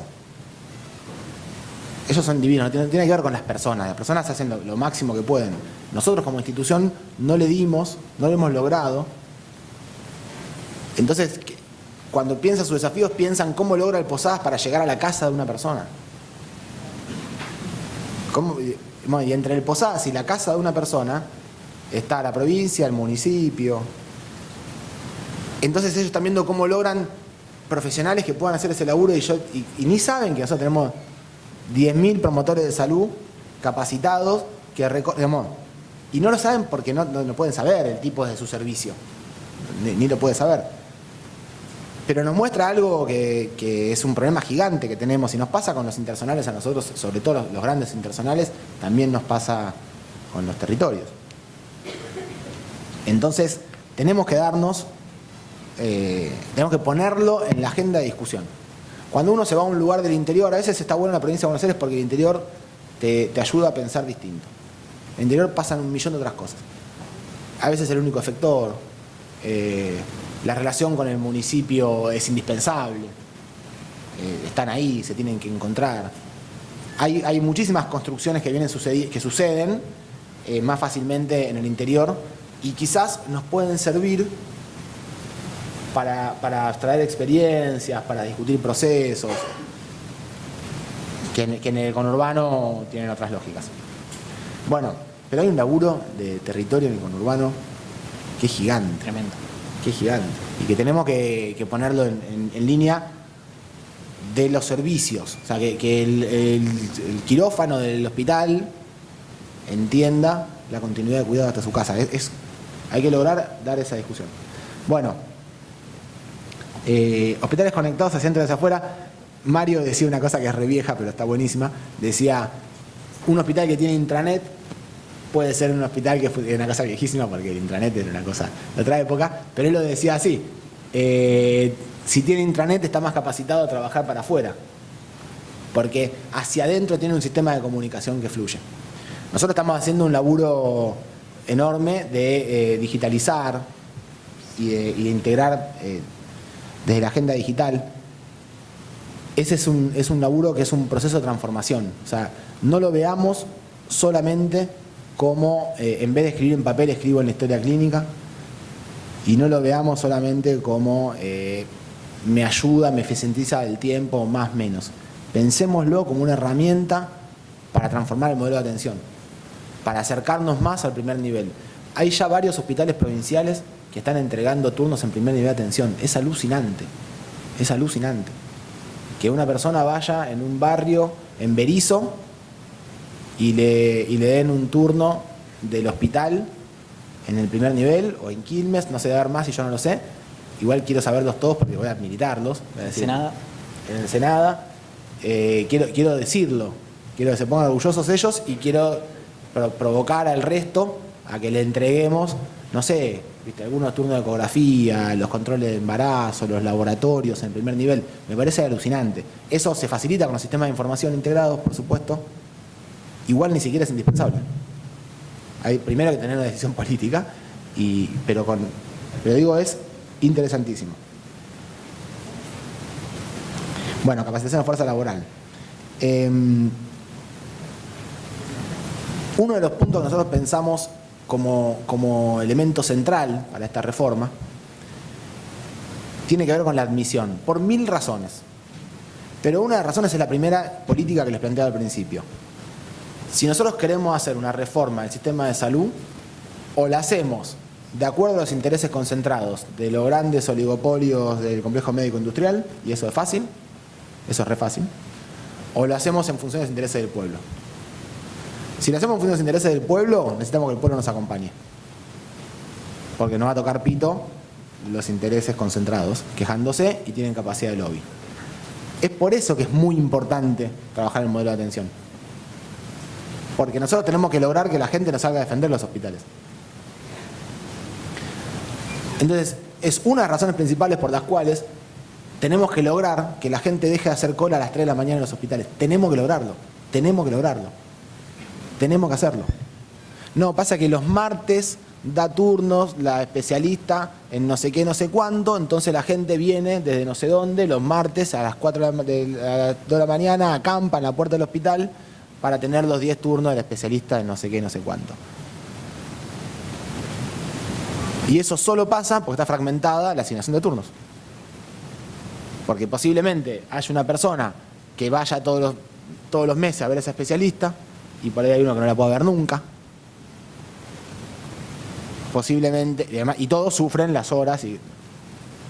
Entonces, el gobierno sobre los servicios de admisión, y ahí tenés gobierno sobre la internación, las camas, la asignación de turnos, es indispensable. Y esto, negócienlo, compañeros, compañeras, con los jefes de servicio, negócienlo, pero no lo suelten. Negociar en el sentido, bueno, ¿vos qué necesitas? Te consigo un aire acondicionado para la sala de médicos, pero le sacá la turnera. ¿Se entiende? Negócienlo para que todos sean felices, pero quédense con la turnera. Hay que hacerlo. Si no tenemos eso, no piensen que van a integrar con el primer nivel, no piensen que van a organizar, que vamos a erradicar los turnos de la cola de la guardia. Además, a mí cuando van encima estos gorilas con los medios de comunicación y se te paran ahí en la puerta del coso diciendo, ¿y usted a qué hora está? ¿Que le saque importancia, decís vos? Que le saque importancia. No, pero me da calentura, porque me da calentura por el laburante también, por el laburante que va al hospital y tiene que bancarse esa. Ya sé que los tipos van a operar. Nacho lo que quiere decir es que los tipos van a operar siempre igual, que no le demos tanta importancia. Es cierto, que los tipos van a operar siempre igual, pero esa, los que hemos vivido en los hospitales, a todos nos jode. Y nos jode ver a la mamá con los 2 nenitos, pues no tiene a quien dejar a los pibitos haciendo cola de las 4 de la mañana en pleno invierno. Y la razón es porque no hemos podido entablar una conversación seria con nuestros servicios para poder tener una centralización de los turnos. Es la única razón. No hay ninguna razón para los turnos se den los martes de 8 a 8 y media. Lo das cuando se te cantan. ¿Y cómo se te cantan? Eso, entonces, arrancamos por ahí, porque es asequible, porque es factible, porque se puede y porque tiene impacto concreto.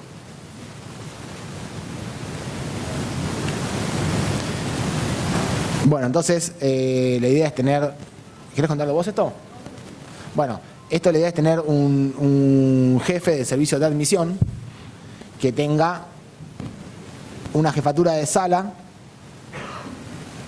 como órdenes, ¿no? El jefe de servicio, el jefe de sala, de gestión de los pacientes, que tenga a cargo la unidad de gestión de camas, la unidad de central de turnos y la unidad de atención a la comunidad.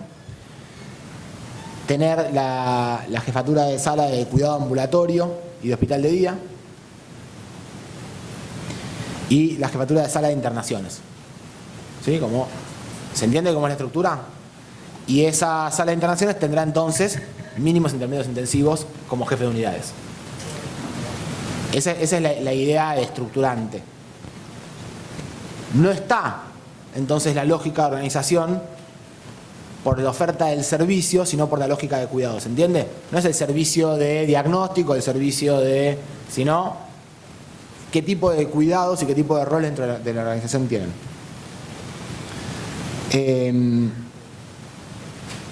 Quizá. ¿Cómo?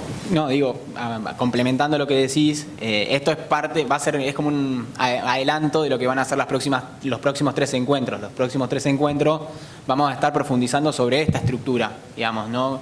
Retomando lo que decía Nico, los servicios de admisión centralizada serían los servicios instituyentes, ¿no? Los que queremos que irrumpan con una nueva dinámica y en ese sentido, los 3 encuentros que siguen, que van a ser virtuales, vamos a abordar para complementar cada uno de las funciones, de los roles. Nico como que hizo un buen panorama general y creo que condensó gran parte de las discusiones que también nos dimos como equipo a la hora de las tensiones que vamos a tener, con qué nos vamos a encontrar, con qué discurso, con qué estrategia vamos a trabajar los servicios, digamos. ¿Se escucha esto? Sí. Así que me parece que, digo, para que no se agoten acá en esta explicación, esto es el inicio nada más de comentar cuál es la propuesta general. Bien. Y para el largo, porque habíamos dicho que ya tiene que terminar hace un rato yo. Yo disculpen, queridos compañeros y compañeras de Nación que vinieron y estemos sentaditos ahí. Ah. Bueno, no, pero no me voy a meter, pero sí quiero decir que tienen características, tienen funciones, tienen roles, tienen algo con el sistema de información tremendamente importante. Con los turnos, con el sistema de información, bueno, pasamos rápido, ¿no?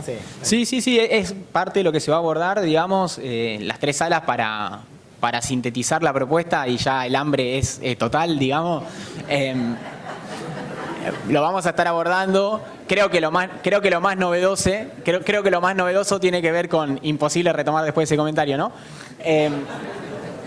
Lo más novedoso que estamos proponiendo tiene que ver con valorar la administración hospitalaria, la gestión del paciente, los procesos administrativos, la atención a la comunidad, la internación indiferenciada y la turnera centralizada, que bueno, anotamos ahí la estrategia del ministro, ya ahí Lucía seguro va a estar comprando aire acondicionado, pero bueno, esas son las madres de las batallas que pensamos dar, con empatía, con mucho amor, con mucha paciencia y con un proyecto sanitario que esperemos esté a la altura de semejante desafío. Bien, bueno, yo creo que cerramos por acá, hacemos la parte que viene ahora, que es agradecerte también y entregar las computadoras. Yo les agradezco, espero no les haya sido mucho embole. Me parece que es importante. Dice Dani Goyán, que es sabio por muchas razones, suele decir que hay, dice, no lo tomen literal, pero dice, desconfío de un dirigente político que no escribe, dice. Y él lo que quiere decir con esto es, siempre, por más apurado que estés, tenemos que tener un tiempo para parar la pelota y pensar. Para participar de un proceso de discusión. No puede ser que la agenda nos corra todos los días con lo inmediato y no nos permita pensar, sacar blanco sobre negro de qué queremos hacer. Desconfíen de aquel que no tiene tiempo y más si tiene responsabilidades. Mientras más responsabilidades tiene, más aún, tiene que tener un tiempo para dejar de que la agenda lo corra y gobernar su propia agenda. Decidir qué quiere hacer, poner el tiempo que quiere poner y frenar un poco la velocidad para poder analizar en profundidad qué está sucediendo. El que no lo puede hacer, no va a poder transformar nada, no va a poder cambiar las cosas, va a estar condenado a reproducirlas. Nosotros tenemos la obligación, como sistema de salud, de afrontar una transformación que ya está empezando, ya está sucediendo, pero que va a funcionar si no solamente hacemos lo que tenemos que hacer nosotros en los hospitales, sino que además, y esto perdónenme, pero estoy así estoy de termo, si además militamos mucho. Y se lo digo, ni siquiera se lo digo de un compromiso partidario, solo humanitario. Si quieren que haya sistema de salud, hay que militar, pues se acaba el derecho a la salud en Argentina si no nos ponemos las pilas todos. Y esto para adentro, no se milita bajando líneas, se milita hablando, discutiendo, participando, escuchando, digamos, hay que hacer eso. Si no lo hacemos, la discusión que está puesta en este momento es nosotros que queremos garantizar el derecho a la salud o que se vaya todo al carajo. No hay intermedio en lo que estamos discutiendo, no son formas de ver el mundo las que estamos discutiendo. Estamos discutiendo si para los que nosotros laburamos, nuestro pueblo, que padece y sufre, hay derecho o hay palo. Es lo que tenemos. Bueno, gracias compañeros, compañeras.